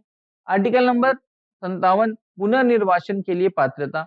आर्टिकल नंबर 57 बोलता है कि राष्ट्रपति दोबारा नियुक्त हो सकते हैं। अमेरिका में केवल 2 बार जो है राष्ट्रपति जो है नियुक्त होते हैं 8 सालों तक, मतलब 4 साल और 4 साल का कार्यकाल होता है। भारत में ऐसा कोई नहीं है नियम। भारत में राष्ट्रपति जो है वो कई बार बन सकते हैं, 3 कार्यकाल भी बन सकते हैं, लेकिन अब तक 3 कार्यकाल तक राष्ट्रपति जो है किसी को नहीं बनाया गया है। इसके पश्चात आर्टिकल 58 राष्ट्रपति निर्वाचित होने के लिए अर्हताएं। राष्ट्रपति किस प्रकार से बनेंगे, तो यहाँ पे ध्यान दीजिए। इससे पहले जो है वो आर्टिकल में जो 52 नंबर आर्टिकल में हमने देखा, तो भारत के राष्ट्रपति होंगे। 53 में देखा कि संघ की कार्यपालिका शक्ति इसमें निहित होगी। और यहाँ पे जो आर्टिकल दिया है कि राष्ट्रपति निर्वाचित होने के लिए अर्हता दिया हुआ है कि शर्तें क्या होगी, शर्त क्या होगी, तो योग्यता और शर्त दोनों अलग अलग हैं, ठीक है। एक आर्टिकल हम नहीं पढ़ पाए हैं, आर्टिकल नंबर 56। आर्टिकल नंबर 56 में बताया गया है योग्यता के बारे में, योग्यता के बारे में। और यहाँ पे ये बताया गया है कि क्यों किस प्रकार से योग्य होंगे, तो भारत का नागरिक होना चाहिए, 35 वर्ष की आयु होनी चाहिए और लोकसभा सदस्य बनने की उसके पास अर्हता या योग्यता होनी चाहिए। ये 3 पॉइंट जो है योग्यता में आता है। शर्तों में क्या आता है, तो शर्तों में ये आता है कि लाभ के पद पे नहीं होना चाहिए, किसी भी लाभ के पद पे नहीं होना चाहिए। ये क्या कहलाता है, उसकी शर्तें। राष्ट्रपति की अर्हता क्या कहलाती है और शर्तें क्या हैं, कि उसके खिलाफ जो है किसी भी जब वो राष्ट्रपति के पद पे रहता है तो उसके खिलाफ कोई भी कानूनी मामला जो है नहीं लाया जाएगा। और जब लाया भी जाएगा, अगर लाया जाता है कोई सा भी क्रिमिनल केस, तो 14 दिन पूर्व सूचना के बाद ही लाया जाएगा। सिविल मामले तो लाया नहीं जाएंगे, 14 दिन पूर्व सूचना देना पड़ेगा। क्रिमिनल मामले जो हैं उसमें भी इसी प्रकार की स्थिति है। तो उनको सजा कब मिलेगी, तो जब वो कार्यकाल उनका समाप्त हो जाएगा तब फिर उनके ऊपर केस जो है वो चलेगा, ठीक है। राष्ट्रपति की कार्यकाल के दौरान जो है केस नहीं चलता है, ये ध्यान दीजिए। आर्टिकल 59 राष्ट्रपति के पद के लिए शर्तें। ये शर्तें हैं, वो उस ऊपर में जो है वो योग्यता है, अर्हता है।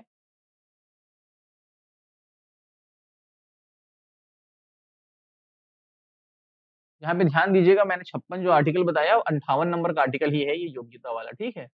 पात्रता के बाद योग्यता आता है। अब ये शर्तें जो मैंने बताई आपको, शर्तें और योग्यता अलग अलग हैं दोनों, ये ध्यान रखिएगा। यहाँ पे और कुछ आर्टिकल है 59 राष्ट्रपति पद के लिए शर्तें, ये रिपीट हो रहा है। 60 नंबर है राष्ट्रपति द्वारा शपथ या प्रतिज्ञा। राष्ट्रपति जो है उसको शपथ दिलाने के लिए CJI chief justice of India तैयार रहते हैं, तो उसी को बताया है। आर्टिकल नंबर 61 महाभियोग चलाने की प्रक्रिया। राष्ट्रपति पे महाभियोग कैसे चलेगा, तो यहाँ पे भी 14 दिन पूर्व सूचना दिया जाएगा उसको। 1/4 सदस्य जो है वहां पे हस्ताक्षर करेंगे और उसके पश्चात उसको लाया जाएगा एक सदन में। एक सदन में 2/3 बहुमत से पारित होगा। फिर दूसरे सदन में जो है दूसरा सदन जांच करेगा, फिर वहां पे वोटिंग होगा 2/3 बहुमत से पारित होने के पश्चात। अगर पारित हो जाता है तो राष्ट्रपति को हटाया जा सकता है।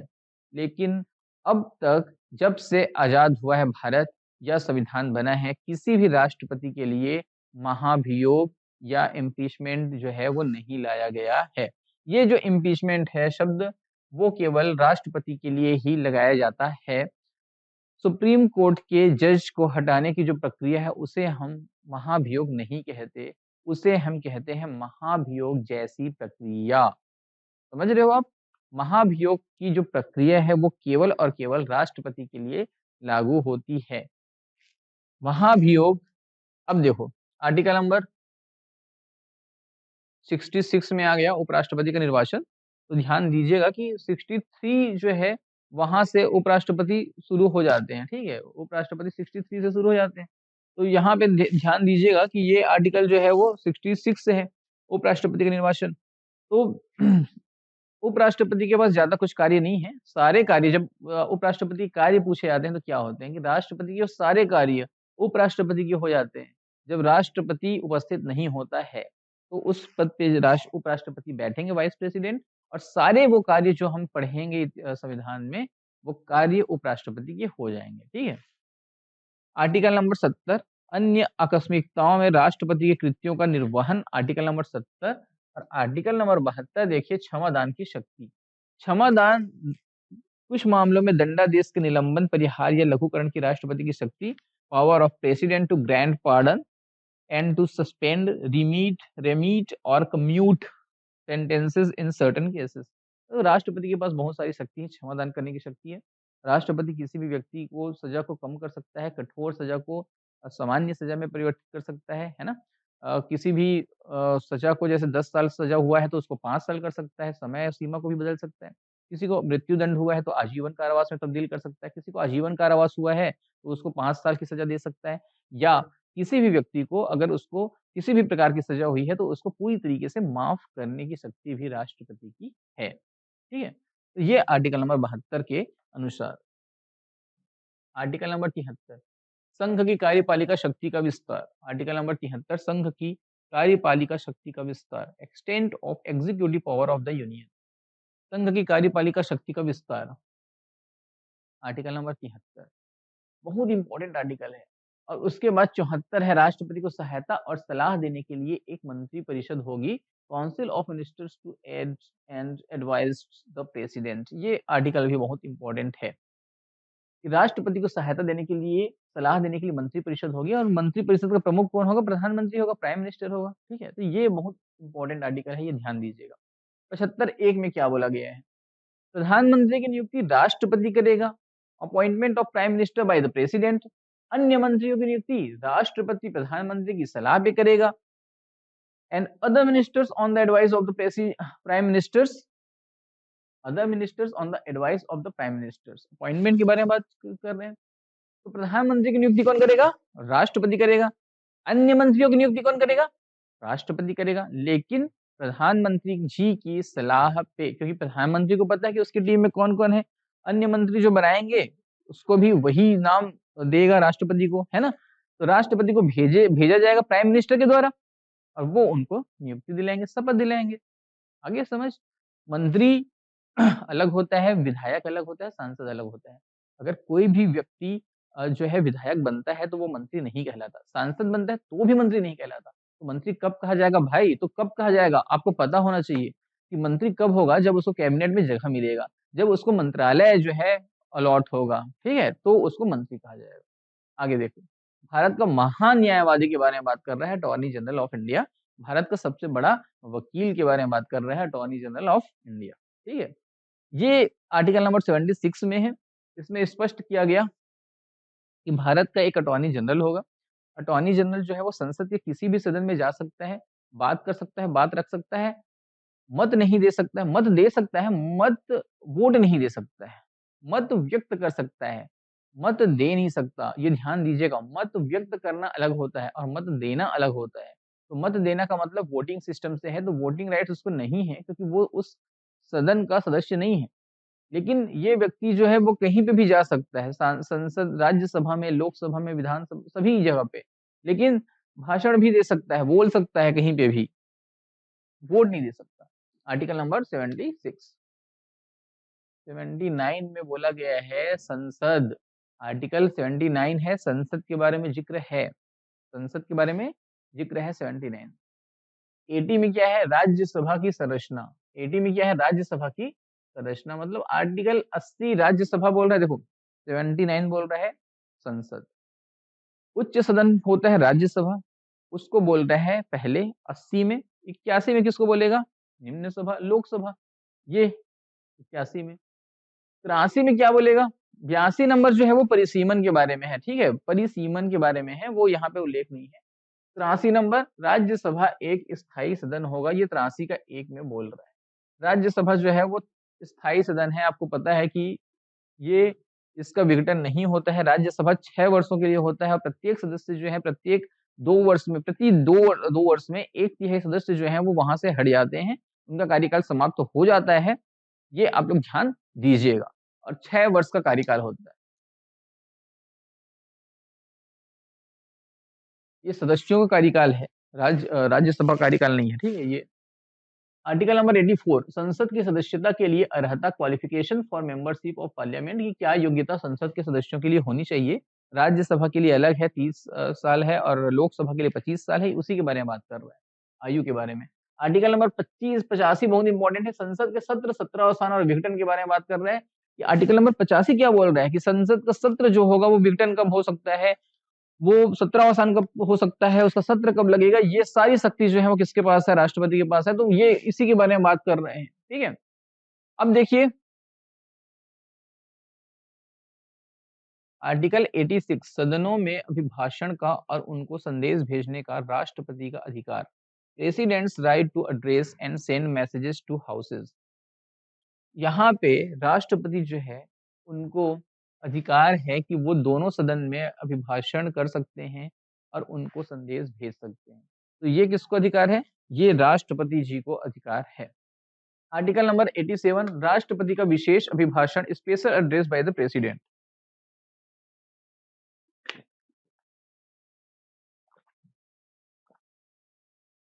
राष्ट्रपति क्या कर सकते हैं, राष्ट्रपति जो है वो प्रत्येक वर्ष या चुनाव के पश्चात, प्रत्येक चुनाव के पश्चात या प्रत्येक वर्ष वहां पे संसद में जाएंगे और एक विशेष अभिभाषण देंगे, जहां पे दोनों सदन एक साथ रहेंगे, वो भाषण दे सकते हैं, ठीक है। ये स्पेशल एड्रेस है, और ये जो है वो, ये भी देखो आर्टिकल नंबर 86 जो है वो भी अभिभाषण के बारे में बात कर रहे हैं, लेकिन ये विशेष स्पेशल एड्रेस के बारे में बात कर रहे हैं 87। आर्टिकल नंबर 89, राज्यसभा का सभापति और उपसभापति कौन होगा, ये आर्टिकल नंबर 89 में बताया जा रहा है।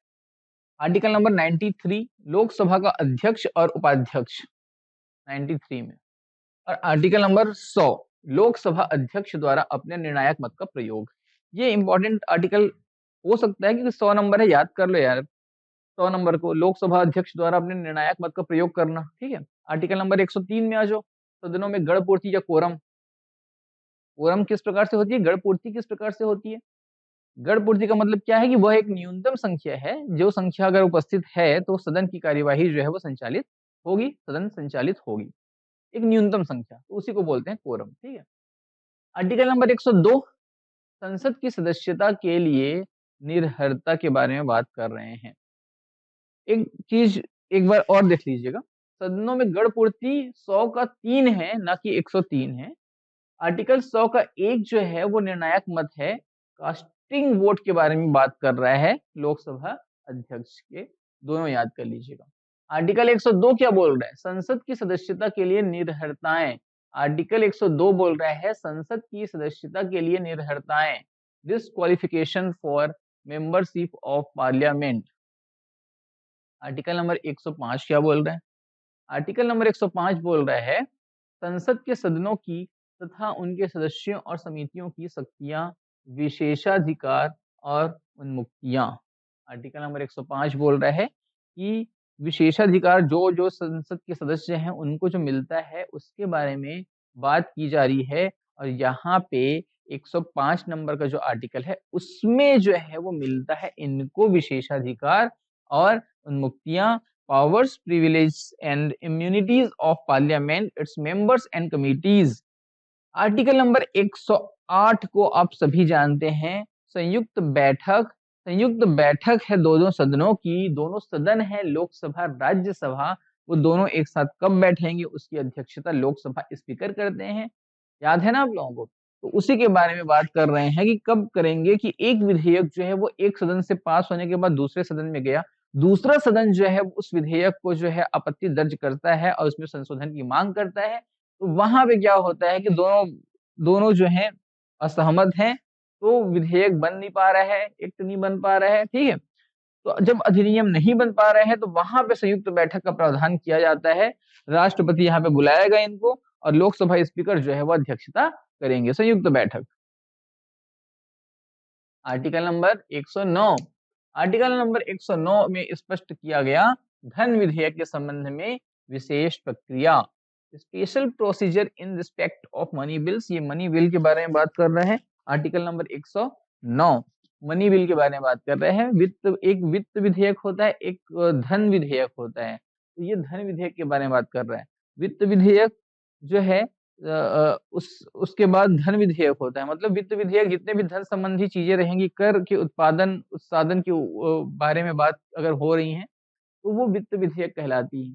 लेकिन धन विधेयक क्या है, तो लोकसभा स्पीकर जब उस वित्त विधेयक को अपना एक स्टाम्प मार देता है कि ये धन विधेयक है, तो वहां से जो है वो चीजें बदल जाती हैं और वहां से वो कहलाती है धन विधेयक।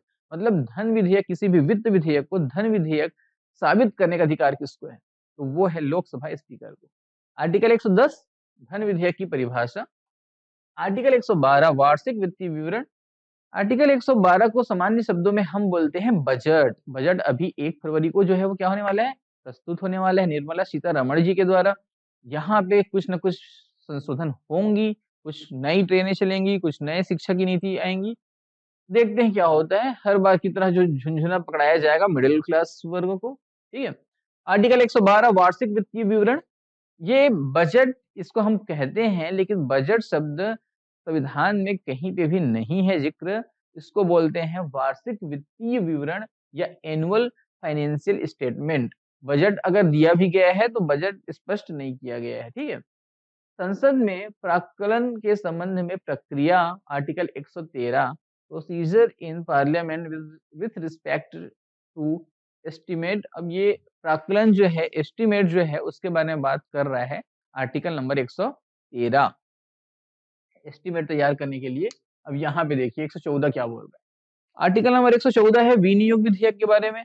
अप्रोप्रिएशन बिल, मतलब ऐसा बिल जिसके पास होने, जब तक वो पास नहीं होता है तब तक हम कोष, सरकारी कोष से कोई भी पैसा जो है वो निर्गत नहीं कर सकते, निकाल नहीं कर सकते, विड्रॉल नहीं कर सकते, ठीक है। तो ये विनियोग विधेयक है। आर्टिकल 115 में अनुपूरक बजट के बारे में है। अनुपूरक अतिरिक्त या अधिक अनुदान के बारे में है। शब्द जिस जिस प्रकार से लिखे गए हैं उसी प्रकार इसके अर्थ हो रहे हैं। अनुपूरक बजट की बजट जब और बजट की आवश्यकता है ना। अतिरिक्त अतिरिक्त बजट जो है उसकी आवश्यकता है, या अधिक अनुदान, तो ग्रांट की आवश्यकता जब है तो उसके बारे में बात कर रहा है। ये आर्टिकल नंबर 115 है। आर्टिकल 116 लेखानुदान के बारे में बात करता है। देखो, votes on account, votes of credit and exceptional grants के बारे में बात करेगा आर्टिकल 116। तो याद रख लीजिए, विनियोग विधेयक है 14 में, अनुपूरक अतिरिक्त अधिक अनुदान जो है 15 में, और लेखानुदान प्रत्यय अनुदान है 16 में। और लास्ट में याद कर लीजिएगा आर्टिकल नंबर 117 वित्त विधेयकों के बारे में विशेष उपबंध, special provisions as to financial bills. Article number 117 बहुत इंपॉर्टेंट है। 13, 14, 15, 16 जितने आर्टिकल हैं सारे के सारे इंपॉर्टेंट है और इनका सभी का जिक्र यहाँ पे हुआ है। आर्टिकल 122 न्यायालयों द्वारा संसद की कार्यवाहियों की जांच न किया जाना। न्यायालय द्वारा संसद की कार्यवाही जो होती है उसकी जांच करने की शक्ति न्यायालय को नहीं है। न्यायालय जो है इसमें अपना हाथ खड़ा करेगा कि बोलेगा कि संसद में जो कार्यवाही चल रही है उसमें जो भी चीजें हो रही हैं उसमें हम जांच नहीं करेंगे, उसमें हम हस्तक्षेप नहीं करेंगे। यही शक्ति जो है मिली हुई है। दूसरा, आर्टिकल 123 अध्यादेश प्रख्यापित करने की राष्ट्रपति की शक्ति आर्टिकल नंबर 123 में है, ध्यान दीजिएगा। आर्टिकल नंबर 123 बहुत इंपॉर्टेंट है। आर्टिकल नंबर 123 में क्या बोल रहा है? आर्टिकल 123 में बोल रहा है कि राष्ट्रपति के पास शक्ति है। क्या शक्ति है? अध्यादेश प्रख्यापित करने की। अगर संसद का दोनों सदन जो है वो सत्र में नहीं है, ठीक है, या एक सदन जो है वो भी सत्र में नहीं है, तो उस समय अगर कोई विशेष कानून बनाना है, बहुत आवश्यक हो गया है, अति आवश्यक हो गया है, तो राष्ट्रपति के पास एक शक्ति होती है कि वो जो है अपनी शक्ति का प्रयोग करके एक ऑर्डिनेंस जो है वो पास कर सकते हैं। उस ऑर्डिनेंस को संसद के सत्र आने तक 6 माह तक जो है और 6 माह के पश्चात जब सत्र जो है वो वहाँ पे चालू हो जाता है, तो सत्र चालू होने के 6 सप्ताह तक 6 वीक, तो 6 माह प्लस 6 वीक में इस ऑर्डिनेंस को पास करना अत्यंत आवश्यक होगा। आर्टिकल नंबर 124, उच्चतम न्यायालय की स्थापना और गठन, establishment and constitution of the supreme court. और आर्टिकल नंबर 129, उच्चतम न्यायालय का अभिलेख न्यायालय होना, supreme court to be a court of record. Supreme court के सारे जो रिकॉर्ड अभिलेख न्यायालय है, सुप्रीम कोर्ट एक अभिलेख न्यायालय है, उसके जितने भी चीज़ें जो वहाँ पे सुनवाई हो रही हैं, जो कार्यवाहियाँ हो रही हैं, वो अपने यहाँ पूरे देश भर के जितने भी सेशन कोर्ट हैं, डिस्ट्रिक्ट कोर्ट हैं, वहाँ पे लागू हो जाएँगे, ठीक है? तो इसके बारे में यहाँ पे बोल रहा है कि ये एक अभिलेख न्यायालय होगा। यहाँ पे देखिए आर्टिकल नंबर 131, उच्चतम न्यायालय की आरंभिक अधिकारिता, original jurisdiction of the supreme court. प्रारंभिक जो है ना? आरंभिक अधिकारिता क्या है उच्चतम न्यायालय की? आर्टिकल नंबर 137, निर्णयों या आदेशों का उच्चतम न्यायालय द्वारा पुनर्विलोकन। ये रिव्यू के बारे में बात कर रहा है कि रिव्यू ऑफ जजमेंट्स और orders by the supreme court. तो यहाँ पे उच्चतम न्यायालय जो है पुनर्विलोकन करता है इस आर्टिकल के तहत, ठीक है? स्पष्ट नहीं किया गया है, मैंने पहले ही बता दिया है। अब देखिए आर्टिकल 143, उच्चतम न्यायालय से परामर्श करने की राष्ट्रपति की शक्ति। उच्चतम न्यायालय जो है या सुप्रीम कोर्ट ऑफ इंडिया है, चीफ जस्टिस है, उससे परामर्श राष्ट्रपति कर सकता है। राष्ट्रपति उससे परामर्श मांग सकता है। सुप्रीम कोर्ट का जज राष्ट्रपति से सलाह मांग सकता है। लेकिन इसमें स्पष्ट किया गया है कि दोनों एक दूसरे के द्वारा मांगे गए परामर्श या सलाह को लागू करने के लिए बाध्य, मानने के लिए बाध्य नहीं है। मतलब दो कोई काम का है नहीं कि तुम कुछ सलाह दो मुझे तो कुछ बात वो रखेगा। राष्ट्रपति के पास सुप्रीम कोर्ट का जज जो है वो बोलेगा कि ये क्या होता है, ये कैसे होता है, राष्ट्रपति बताएगा लेकिन वो मानेगा नहीं। राष्ट्रपति कुछ सलाह देगा वो भी नहीं मानेगा, तो क्या मतलब है है ना? तो यहाँ पे देखिए 143 में बोल रहा है कि power of president to consult the supreme court. Article 148 में आइए, बहुत इंपॉर्टेंट आर्टिकल है ये। कैग के बारे में बात कर रहा है, controller and audit general of India के बारे में बात कर रहा है, भारत का नियंत्रक महालेखा के बारे में बात कर रहा है, जिसकी नियुक्ति होती है आर्टिकल नंबर 148 के तहत। राष्ट्रपति जो है वो नियुक्त करता है। आर्टिकल नंबर 148 से लेके 151 तक, ये ध्यान दीजिएगा, 48, 49, 50, 51 कैग और कैग की शक्तियों के बारे में जिक्र है। आर्टिकल 143 राज्यों के राज्यपाल के बारे में आ जाते हैं। गवर्नर ऑफ स्टेट्स, अब ये जो है वो 6वां भाग हो गया, ठीक है? ये भाग 6 हो गया। अब गवर्नर ऑफ स्टेट होगा राज्यपाल। 154 में जो है राज्यपाल में जो कार्यपालिका शक्ति निहित होगी। आर्टिकल 155 में राज्यपाल की नियुक्ति के संबंधित प्रावधान है, किस प्रकार से नियुक्ति होगी। राष्ट्रपति इसको नियुक्त करेगा कितने साल के लिए? 5 साल के लिए, लेकिन ये पहले भी त्यागपत्र दे सकता है। तो ये आर्टिकल नंबर 155 में बताया गया। आर्टिकल नंबर 156 में क्या बताया गया? राज्यपाल की पदावधि के बारे में बताया गया, कितने समय तक ये रहेगा, तो मैंने बता दिया कि आपको। आर्टिकल नंबर 157 में क्या बोलेगा? आर्टिकल नंबर 157 में बोलेगा कि राज्यपाल होने के लिए अर्हता क्या चाहिए? तो राज्यपाल नियुक्त होने के लिए आपको क्या चाहिए? भारत का नागरिक होना चाहिए और 35 वर्ष की आयु चाहिए, इसके अलावा कुछ नहीं चाहिए। ठीक है? राज्यपाल बनने के लिए यही चाहिए योग्यता। 58, 158 राज्यपाल के पद के लिए शर्तें, तो वही शर्तें होंगी जो राष्ट्रपति में हमने पढ़ी हैं। ठीक है? 58 से यहाँ पे 158 आ गया। तो वहाँ पे क्या पढ़े थे हम लोग कि लाभ का पद में नहीं होना चाहिए, ठीक है? तो यहाँ पे भी उसी प्रकार की शर्तें रहेंगी, लाभ के पद में नहीं होना चाहिए, विशेषाधिकार इसको मिलेंगे। आर्टिकल नंबर अब सीधा आ जाइए 161, क्षमादान की शक्ति। राष्ट्रपति को मिलती है क्षमादान की शक्ति हर प्रकार के अपराध के लिए, दंड को क्षमा करने की शक्ति राष्ट्रपति के पास है। राज्यपाल के पास कौन-सी शक्ति अधिक है या कम है, आपको पता है? मृत्युदंड को क्षमा करने की शक्ति केवल राष्ट्रपति को है। राज्यपाल को नहीं, ये ध्यान दीजिए, ठीक है। आर्टिकल 162 राज्य की कार्यपालिका शक्ति का विस्तार। आर्टिकल 162 राज्य की कार्यपालिका शक्ति का विस्तार, extent of executive power of the state. और आर्टिकल नंबर 163 जो है वो बता रहा है राज्यपाल को सहायता और सलाह देने के लिए मंत्रिपरिषद। तो अब ध्यान दीजिएगा कि 73 और 74 में जो पढ़ा था तो वो यहाँ पे भी आ गया। यहाँ पे हमने देखा था कि केंद्र में यही जो है वो आर्टिकल 74 था, जो यहाँ पे 163 में आ गया। मतलब 89 जो है 89 जो है वो जोड़ा जाएगा तो ये आर्टिकल मिल जाएगा सेम टू सेम, ठीक है। और उसके बाद 164 ए में भी बोला गया है कि राज्यपाल द्वारा मुख्यमंत्री की नियुक्ति और मुख्यमंत्री की सलाह पर अन्य मंत्रियों की नियुक्ति। तो ये भी बोला गया है 75 नंबर के आर्टिकल में। इसमें भी 75 में 89 जोड़ेंगे तो 164 आ जाएगा, ठीक है। राज्य का महाधिवक्ता, केंद्र में जो महान्यायवादी था अटॉर्नी जनरल, वो आर्टिकल नंबर 76 में था।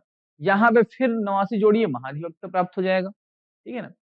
राज्य में विधान परिषद का उत्साधन या सृजन 80 में वहां पे था। केंद्र में क्या था 80 में, तो 80 से 89 जोड़ दीजिए, 89 जोड़ने के बाद ये मिल जाएगा। आपको मैं ये जोड़ने के लिए बोल रहा हूँ, ये समझ आ रहा है कि नहीं। देखो हमने देखा 74 75 आर्टिकल या 76 आर्टिकल, जो भी आर्टिकल देखा यहाँ पे, तो 70 78 78 में प्रधानमंत्री के कार्य हैं, ठीक है, प्रधानमंत्री के कर्तव्य हैं। 79 में संसद है, 80 में जो है वो राज्यसभा है, 81 में लोकसभा है। तो हमने जितने भी आर्टिकल देखे हैं इन सभी आर्टिकल ये केंद्र के हैं, संघ के हैं, ठीक है। इसमें सभी में आप 89 जोड़ते जाइए।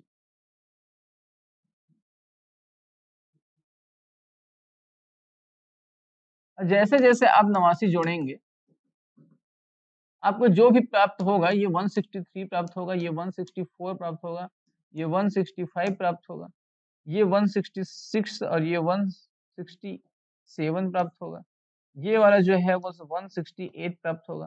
और इसमें क्या है कि सेम टू सेम ये आर्टिकल हैं, वही आर्टिकल सेम है, इसमें बात वही कही गई है, केवल राज्य की जगह पे आपको केंद्र लिखना है। सेम बात वही कही गई है, इसी को मैं बता रहा हूँ कि 89 जोड़ने से बन जाएगा, ठीक है। अब देखिए आर्टिकल 175 क्या बोल रहे हैं, सदन या सदनों में अभिभाषण बोल रहे हैं, ठीक है, राज्यपाल का अधिकार बोल रहे हैं, उनको संदेश भेजने का राज्यपाल का अधिकार। ये कौन से आर्टिकल में है, आर्टिकल 175। तो हमने देखा था वहां पे केंद्र में आर्टिकल नंबर 86 और आर्टिकल नंबर 87 में क्या देखा था, विशेष अभिभाषण राष्ट्रपति का, देखा था कि नहीं। हमने देखा था कि विशेष अभिभाषण किसमें है, 87 में है। 87 में जोड़ दीजिए 89 नंबर, 89 जोड़ने से मिल जाएगा कितना 176, राज्यपाल का विशेष अभिभाषण मिल गया। 178 विधानसभा का अध्यक्ष और उपाध्यक्ष, ये भी 89 जोड़ने से मिला है। वहां पे जो है वो 89 नंबर पे है, यहाँ पे 178 में है, ठीक है। अब देखो आर्टिकल 122 विधान परिषद और सभापति और उपसभापति, विधान परिषद और सभापति और उपसभापति, वहां पे आर्टिकल नंबर कौन से में है, सभापति उपसभापति, तो वहां पे 93 में। तो यहाँ पे आर्टिकल 182 हो गया, फिर 89 जोड़ है, अभी 89 जोड़ है। आर्टिकल नंबर 191 विधानमंडल की सदस्यता के लिए निर्भरताएं, विधानमंडल की सदस्य जो हैं वो कैसे हट सकते हैं, disqualification for membership of the state legislature, ये है आर्टिकल 191 का भाग। आर्टिकल 194 विधानमंडल के सदनों की तथा उनके सदस्यों और समितियों की शक्तियां, विशेषाधिकार और उन्मुक्तियां आर्टिकल नंबर 194 में है, जो अत्यंत इंपॉर्टेंट आर्टिकल है परीक्षा के दृष्टिकोण से। आर्टिकल नंबर 200 तो इंपॉर्टेंट है क्योंकि ये कई बार परीक्षा में आ चुका है। राज्यपाल द्वारा विधेयकों पर अनुमति देना या अनुमति रोक लेना या राष्ट्रपति के विचार के लिए विधेयक को रिजर्व कर लेना, आरक्षित कर लेना, आर्टिकल नंबर 2 में स्पष्ट किया गया है। Assent to bills by the governor withholding assent और रिजर्वेशन फॉर प्रेसिडेंट्स कंसिडरेशन, इसके बारे में आर्टिकल 200 में है। और सेम यहाँ पे ध्यान दीजिएगा कि आर्टिकल नंबर 201 राष्ट्रपति के विचार के लिए आरक्षित विधेयक कि राज्यपाल ने किसी विधेयक को राष्ट्रपति के लिए आरक्षित किया हुआ है, तो यहाँ पे आर्टिकल नंबर 201 में जो है वो बताया गया है। ठीक है, आर्टिकल नंबर 213 में पहुंच जाइए। आर्टिकल नंबर 213 अध्यादेश प्रख्यापित करने की राज्यपाल की शक्ति के बारे में बताया गया। आर्टिकल नंबर 143 में हमने 123 में हमने देखा था कि आर्टिकल 123 में देखो ये आर्टिकल जो है वो कौन सा है, 213 है, जहां पे राज्यपाल के अध्यादेश की शक्ति है। हमने 123 में क्या देखा था, राष्ट्रपति की अध्यादेश जारी करने की शक्ति, मतलब ये +90 वाला आर्टिकल है। इसमें आपको +90 जोड़ना है, इसमें 90 जोड़ना है, 123 में 90 जोड़ना है और ये मिल जाएगा 113। ठीक है, अब 90 जोड़ना है, पहले हम 89 जोड़ रहे थे, अब हमको 90 जोड़ना है। तो अब इन आर्टिकल में हम लोगों को 90 जोड़ना है और हम लोगों को सेम चीजें प्राप्त हो जाएंगी। यहाँ पे उच्च न्यायालय की बात की गई है, वहां पे उच्चतम न्यायालय की बात की गई है। राज्यों के लिए उच्च न्यायालय 214, वहां पे 124 में था। उच्चतम न्यायालय किसमें है, 124 में, 90 जोड़ दीजिए, उच्च न्यायालय प्राप्त हो जाएंगे। आर्टिकल नंबर 215 उच्च न्यायालयों का अभिलेख न्यायालय होना, तो यहाँ पे थोड़ा सा कंफ्यूजन होगा आप लोगों को। क्यों कंफ्यूजन होगा, अभिलेख न्यायालय का जिक्र जो है वो आर्टिकल नंबर 129 में पढ़े थे, लेकिन यहाँ पे क्या पढ़े हम लोग, 215 नंबर पे। तो ये चीजों को स्पष्ट कर लेना। आर्टिकल 216 उच्च न्यायालयों का गठन, उच्च न्यायालय का गठन 216, ये याद रखिएगा। आर्टिकल 217 में जिक्र है उच्च न्यायालय के न्यायाधीश की नियुक्ति और उसके पद की शर्तें। उच्च न्यायालय के न्यायाधीश की नियुक्ति और उसकी पद की शर्तें आर्टिकल नंबर 217 में स्पष्ट है। ठीक है, आर्टिकल नंबर 219 में उच्च न्यायालय के जो न्यायाधीश है, देखो उच्च न्यायालय मतलब हाई कोर्ट की न्यायालय, ठीक है, उनके शपथ या प्रतिज्ञान के बारे में आर्टिकल 219 में है। और आर्टिकल 226 में है उच्च न्यायालय की कुछ रीट निकालने की शक्ति। ये इंपॉर्टेंट आर्टिकल है जो 32 नंबर में था, आर्टिकल 32 में था। ठीक है, रीट जारी करने की शक्ति यहाँ पे कितने में है, 226 नंबर में है। आर्टिकल 231 देखो, 2 या अधिक राज्यों के लिए एक ही उच्च न्यायालय की स्थापना करना है। अब अंडमान निकोबार है, दादरा नगर हवेली है, यहाँ पे हाई कोर्ट जैसे नहीं है, तो अंडमान निकोबार के लोग जो है वो कहाँ पे जा रहे हैं, कलकत्ता जा रहे हैं। ठीक है, कलकत्ता के हाई कोर्ट में उनकी सुनवाई होगी। इसी प्रकार से बना हुआ है बहुत सारे जगहों पे उच्च न्यायालय, अधिक 2 या अधिक राज्यों के लिए एक ही उच्च न्यायालय की हाई कोर्ट की स्थापना का जिक्र है, बना हुआ है 231 नंबर आर्टिकल। ये बहुत इंपॉर्टेंट आर्टिकल है। आर्टिकल 233 परीक्षा में बहुत बार आ चुका है, जिला न्यायाधीशों की नियुक्ति, अपॉइंटमेंट ऑफ डिस्ट्रिक्ट जजेस। जिला न्यायालय के जजों की नियुक्ति आर्टिकल नंबर 233 नंबर आर्टिकल बहुत बार परीक्षा में पूछ चुका है। 239 नंबर संघ राज्य क्षेत्रों का प्रशासन, आर्टिकल 239 संघ राज्य क्षेत्रों का प्रशासन, एडमिनिस्ट्रेशन ऑफ यूनियन टेरिटरीज, संघ राज्य क्षेत्रों का प्रशासन 239 नंबर के आर्टिकल में बताया गया है। और आर्टिकल 239 डबल ए क्या बोल रहे हैं, दिल्ली के संबंध में विशेष उपबंध बोल रहे हैं। आर्टिकल 239 ए दिल्ली के संबंध में विशेष उपबंध। संघ राज्य क्षेत्र मतलब होता है यूनियन टेरिटरीज, केंद्र शासित प्रदेश। दिल्ली के बारे में कहा है 239 ए डबल ए। ठीक है, आर्टिकल 241 में पहुंच जाइए, संघ राज्य क्षेत्रों के लिए उच्च न्यायालय। अब high court for union territories UTs के लिए जो है वो हाई कोर्ट होंगे, उसके बारे में जिक्र कर रहा है। ठीक है, आर्टिकल 243 ए ग्राम सभा। अब देखो ग्राम सभा के बारे में तो आप लोग जानते हो, इसमें बहुत सारी आर्टिकल आएंगे, वो तक आएंगे पूरा। ठीक है, बी मतलब बिल्ट, मतलब बनना है ना, देखो BUILD, ये कोड बता रहा हूं मैं, बिल्ड मतलब बनना, तो गठन ये। ठीक है, 243 बी। यहाँ पे सी मतलब संरचना, ऐसा याद करते हैं हम लोग, सी मतलब कंस्ट्रक्शन। ठीक है, तो कंस्ट्रक्शन मतलब ये संरचना। और डी मतलब वैसे रिजर्वेशन, इसमें होता है आरक्षण, रिजर्वेशन होता है पंचायतों में स्थानों का, लेकिन मैं क्या याद करता हूँ, डी मतलब डिजर्वेशन याद कर लेता हूँ। डिजर्वेशन ये आरक्षण ही है, याद करने के लिए ट्रिक है ये। आई है, आई तो आई मतलब इनकम याद कर लेता हूँ, इनकम तो इनकम संबंधी है तो पंचायतों की वित्त स्थिति के पुनर्विलोकन के लिए राज्य की शक्ति वित्त है ना, पंचायत में वित्त संबंधी प्रक्रिया, वित्त आयोग का गठन, तो ये इनकम आई से इनकम के मतलब निर्वाचन होता है, के मतलब निर्वाचन है ना, तो यहाँ पे के को मैं निर्वाचन से ही याद करता हूँ, इसका ट्रिक जो है वो नहीं है मेरे पास। पी नगर पालिकाओं का गठन, अब ये देखो नगर पालिका आ गया ये, ठीक है, ओ तक था यहाँ 243, ए से ओ तक था ये, ठीक है, अब पी से नगर पालिका आ गया, पहले क्या था ग्राम पंचायत था, अब ये नगर पालिका आ गया, तो नगर पालिकाओं का गठन पी में है। अब आगे बढ़ते हैं, एन आ गया, यहाँ पे 243 का एन में आरक्षण के बारे में बात कर रहा है, और 243 जेड ए वहां पे नगर पालिकाओं के लिए निर्वाचन, ये जिला वार्ड के लिए है, ये जेड ए जिला वार्ड के लिए, जेड डी जो है जिला योजना के लिए समिति बनी है, जेड डी जिला योजना के लिए समिति बनी हुई है। और इसी प्रकार से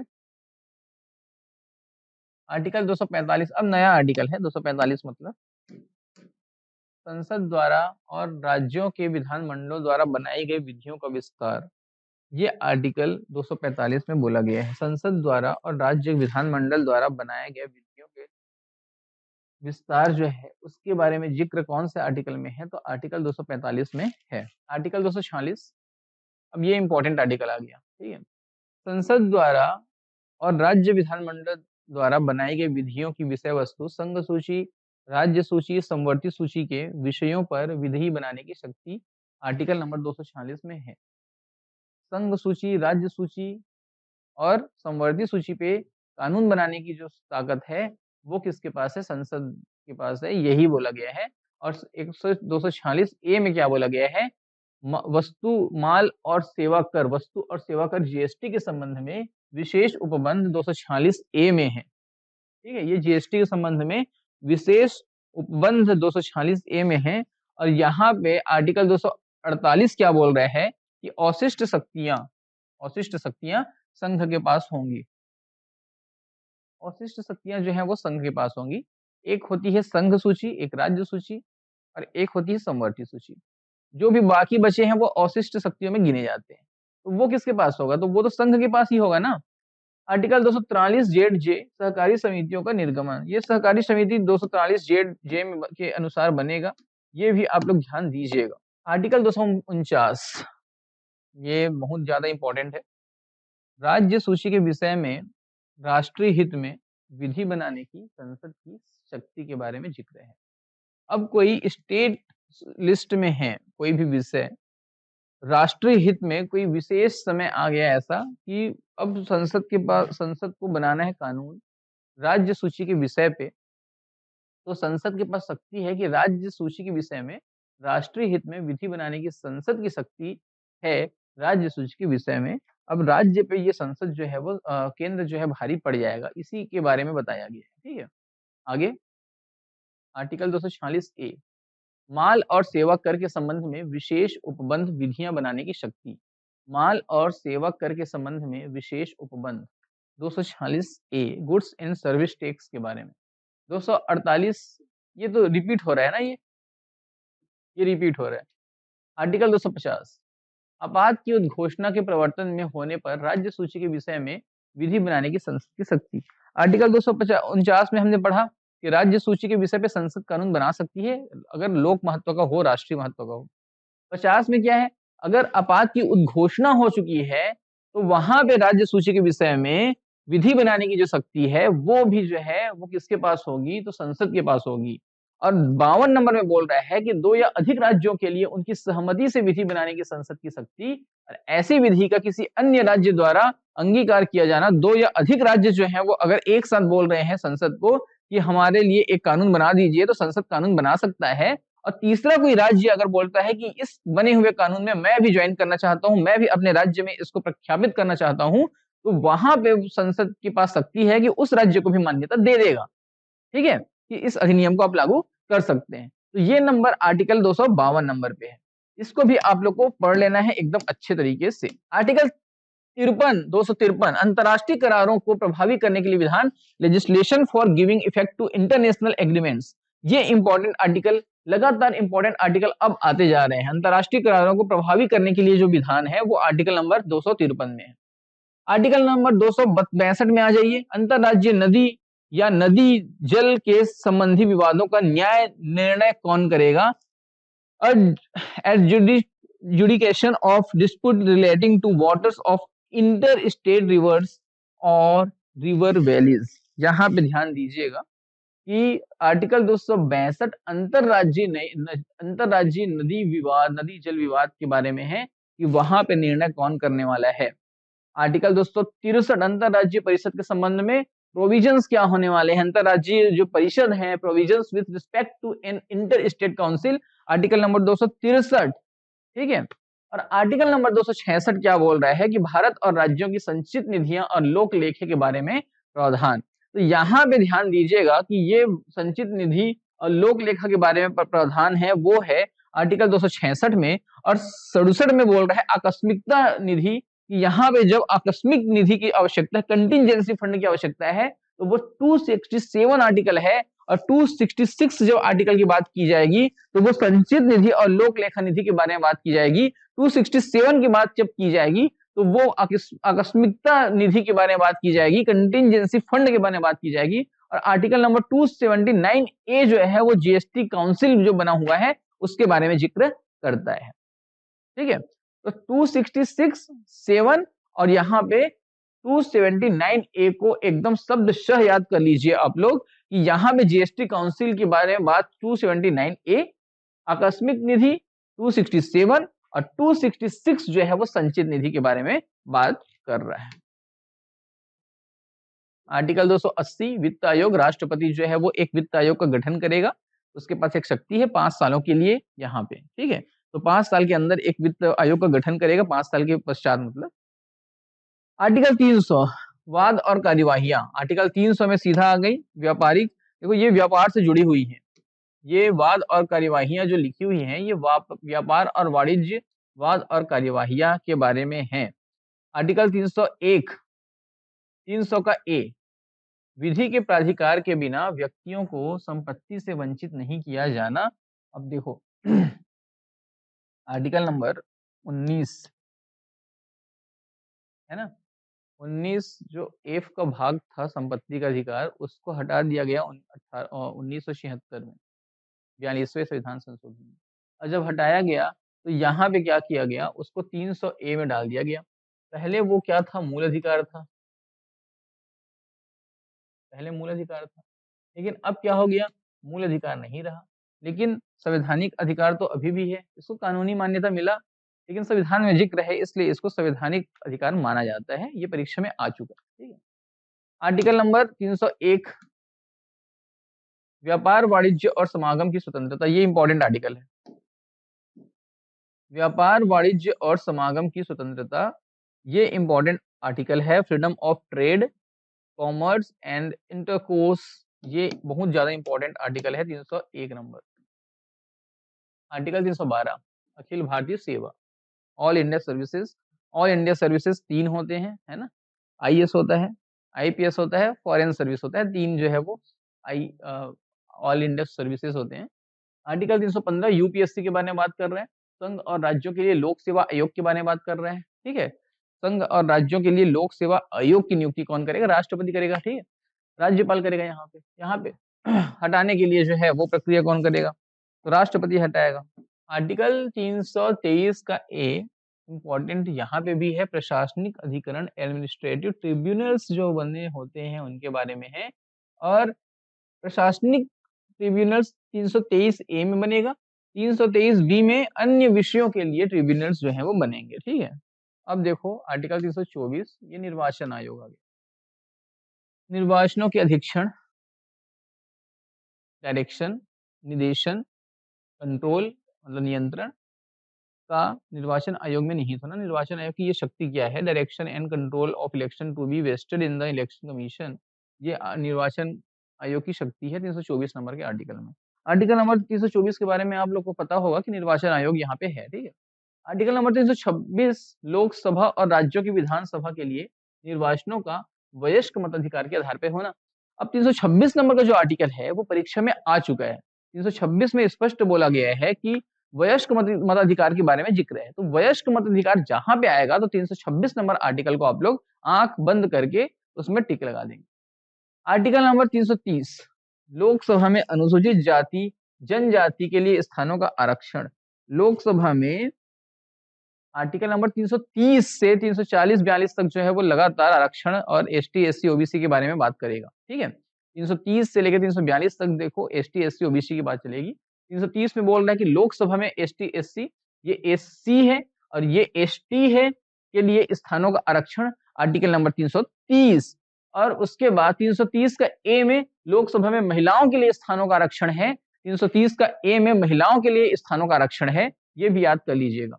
और इसके बाद देखिए 331 में लोकसभा में आंग्ल भारतीय समुदाय का प्रतिनिधित्व, लेकिन इस आर्टिकल को अब खत्म कर दिया गया है। ये ध्यान दीजिएगा कि ये आर्टिकल जो है वो निरस्त हो चुका है। लोकसभा में अब आंग्ल भारतीयों को प्रतिनिधित्व नहीं दिया जाता है। आर्टिकल 332 विधानसभा में एसटी एससी एसटी के लिए स्थानों का आरक्षण। याद करने के लिए 330 को याद कर लीजिए लोकसभा में, 332 को याद कर लीजिए राज्य विधानसभा में। ठीक है, 332 ए राज्यों की विधानसभाओं में महिलाओं के लिए स्थानों का आरक्षण। वहां पे 330 ए में पढ़े थे महिलाओं के लिए, यहाँ पे 332 ए में पढ़े। 333 राज्यों की विधानसभाओं में आंग्ल भारतीय। अब देखो फिर आंग्ल भारतीय आ गया, तो आंग्ल भारतीय को क्या करोगे, हटा दोगे, इसको फिर कैंसिल कर दोगे। 334 पहुंच जाना, स्थानों के आरक्षण और विशेष प्रतिनिधित्व का कतिपय अवधि के पश्चात न रहना। मतलब आरक्षण कितने समय तक रहेंगे कितने समय तक नहीं रहेंगे। जैसे ये 226 तक है आरक्षण, लेकिन 226 तक एसटी एससी जो है उनको आरक्षण मिला हुआ है, लेकिन हर बार 10 साल के लिए बढ़ा दिया जाता है। तो फिर जो है वो उनको 10 साल के लिए बढ़ा दिया जाएगा, 2036 आ जाएगा। ठीक है, तो उसी के बारे में बात कर रहे हैं। 234 ए में भी वही बोल रहे हैं, महिलाओं के लिए स्थानों के आरक्षण का प्रभावी होना। ठीक है, और 338 में बोल रहा है राष्ट्रीय अनुसूचित जाति आयोग। 338 इंपॉर्टेंट आर्टिकल है, राष्ट्रीय अनुसूचित जाति आयोग। 338 ए राष्ट्रीय अनुसूचित जनजाति आयोग, पहले बनेगा राष्ट्रीय जनजाति जाति आयोग, जाति आयोग। ठीक है, राष्ट्रीय अनुसूचित जाति आयोग। जनजाति आयोग कौन से आर्टिकल में है, 338 ए में है। और 338 बी में है ओबीसी के लिए राष्ट्रीय आयोग, पिछड़ा वर्ग के लिए राष्ट्रीय आयोग, 338 बी में है। 340 में क्या है, तो 340 में पिछड़े वर्गों की दशाओं के अन्वेषण के लिए आयोग की नियुक्ति। अब देखो 340 नंबर जो आर्टिकल है वो बन चुका है, आयोग की नियुक्ति एक होगी, एक आयोग बनेगा। 340 और 338 को समझना कि पिछड़े वर्ग के लिए एक राष्ट्रीय आयोग की मांग की गई थी, बनेगा राष्ट्रीय आयोग। और 340 में जो है वो एक आयोग की नियुक्ति हो भी गई। ठीक है, 343 आर्टिकल। अब संघ की राज्य भाषा 343 से शुरू हो गया, ये राजभाषा के बारे में बात चल रही है। राजभाषा क्या होगी, तो संघ की राजभाषा जो है वो हिंदी होगी, उसकी लिपि क्या होगी, देवनागरी होगी। 344 में राजभाषा आयोग बनेगा। 343 और 344 याद हो गया, हिंदी राजभाषा याद हो गया। 45 राज्य की राजभाषा, देखो 343 में हमने देखा कि हिंदी और देवनागरी लिपि। ठीक है, 344 जो है वहां पे हमने स्पष्ट रूप से देखा गया राजभाषा आयोग। 345 में राज्य की राजभाषा। 50 में प्राथमिक स्तर पे मातृभाषा में शिक्षा की सुविधा, मतलब बच्चों को प्राथमिक स्तर पे मातृभाषा में शिक्षा दी जाएगी। देखो इसी में 348 नंबर है जहाँ पे हाई कोर्ट की भाषा के बारे में बात की गई है 348 नंबर में। ठीक है, 120 है जहाँ पे संसद में जो भाषा प्रयोग होगी उसके बारे में जिक्र है 120 नंबर आर्टिकल में। तो यहाँ पे 348 नंबर आर्टिकल का जिक्र है, उसको पढ़ लेना आप लोग। न्यायालय की भाषा हिंदी या इंग्लिश होगी, न्यायालय सॉरी इंग्लिश होगी। न्यायालय सुप्रीम कोर्ट या हाई कोर्ट में इंग्लिश जो है वही जो है भाषा होगी। ये 348 नंबर आर्टिकल है। 350 जो है ए प्राथमिक स्तर पे मातृभाषा में शिक्षा की सुविधा। प्राथमिक स्तर पे जो शिक्षा मिलेगी वो मातृभाषा में मिलेगी, इसी के बारे में दिया गया है संविधान में। ठीक है, तो 343, 44, 45, 48 मैंने बताया हाई कोर्ट की या सुप्रीम कोर्ट की भाषा जो इंग्लिश होगी। 350 मैंने बताया कि प्राथमिक स्तर पे मातृभाषा में शिक्षा मिलेगी, ये 350 ए है। और 350 बी है भाषाई अल्पसंख्यक वर्गों के लिए विशेष प्राधिकारी, special officer for linguistic minorities. 351 में क्या बोला है? हिंदी भाषा के विकास के लिए निर्देश। हिंदी भाषा का उत्थान करना है, उनको बढ़ाना है, उसके लिए 351 नंबर में दिया गया है, जो आप लोगों को याद हो जाना चाहिए, अभी तक मैंने बढ़ाया। Article number 352। अब देखो आपातकाल के बारे में आ गया। आपात की उद्घोषणा युद्ध, बाह्य आक्रमण या सशस्त्र विद्रोह की स्थिति में, या तो युद्ध होगा, या बाह्य आक्रमण होगा, या सशस्त्र विद्रोह होगा, तभी जो है आपात लागू होगा 352 के तहत। ठीक है। और 355 क्या बोल रहे हैं? बाह्य आक्रमण और आंतरिक अशांति से राज्य की संरक्षण करने का संघ का कर्तव्य के बारे में बात कर रहे हैं। 395 और 355 बोल रहे हैं कि बाह्य आक्रमण और आंतरिक अशांति से राज्य की संरक्षण करने का संघ का कर्तव्य क्या है? 355। और 356 क्या बोल रहा है? तो 356 बोल रहा है कि राष्ट्रपति शासन के बारे में बोल रहा है। 356 जो है वो क्या बोल रहा है? राष्ट्रपति, प्रेसिडेंट्स रूल।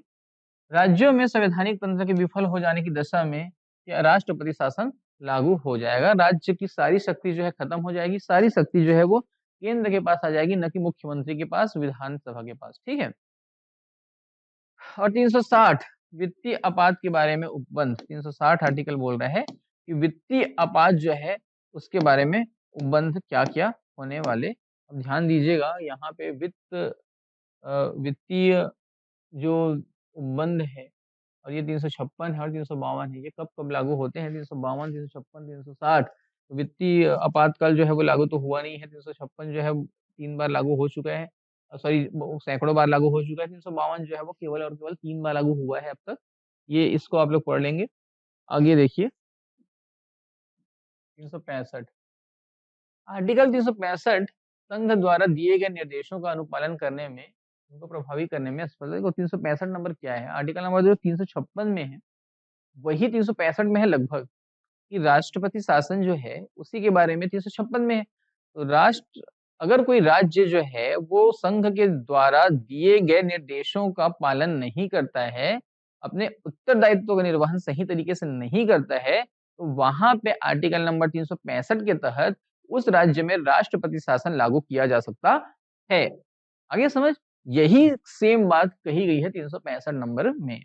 और 368 नंबर संविधान संशोधन के बारे में बात करता है, जहाँ पे 3 प्रकार के संविधान संशोधन के बारे में चर्चा करता है।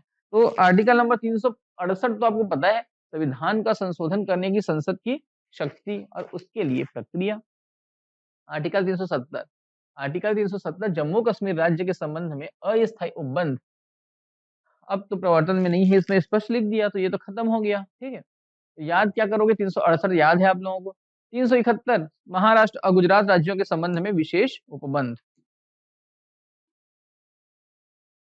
371 को याद करना है आप लोगों को, महाराष्ट्र और गुजरात के संबंध में विशेष उपबंध। और 371 ए,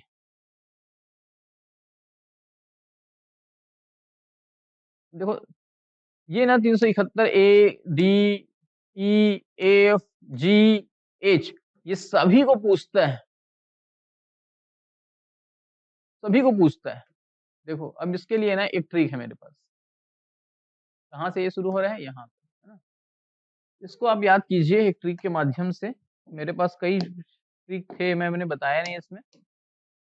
इसमें लिखिए ना मड़ी, इस ट्रिक में लिखिए कि ना मड़ी, और उसके बाद लिखिए, एक मिनट ना,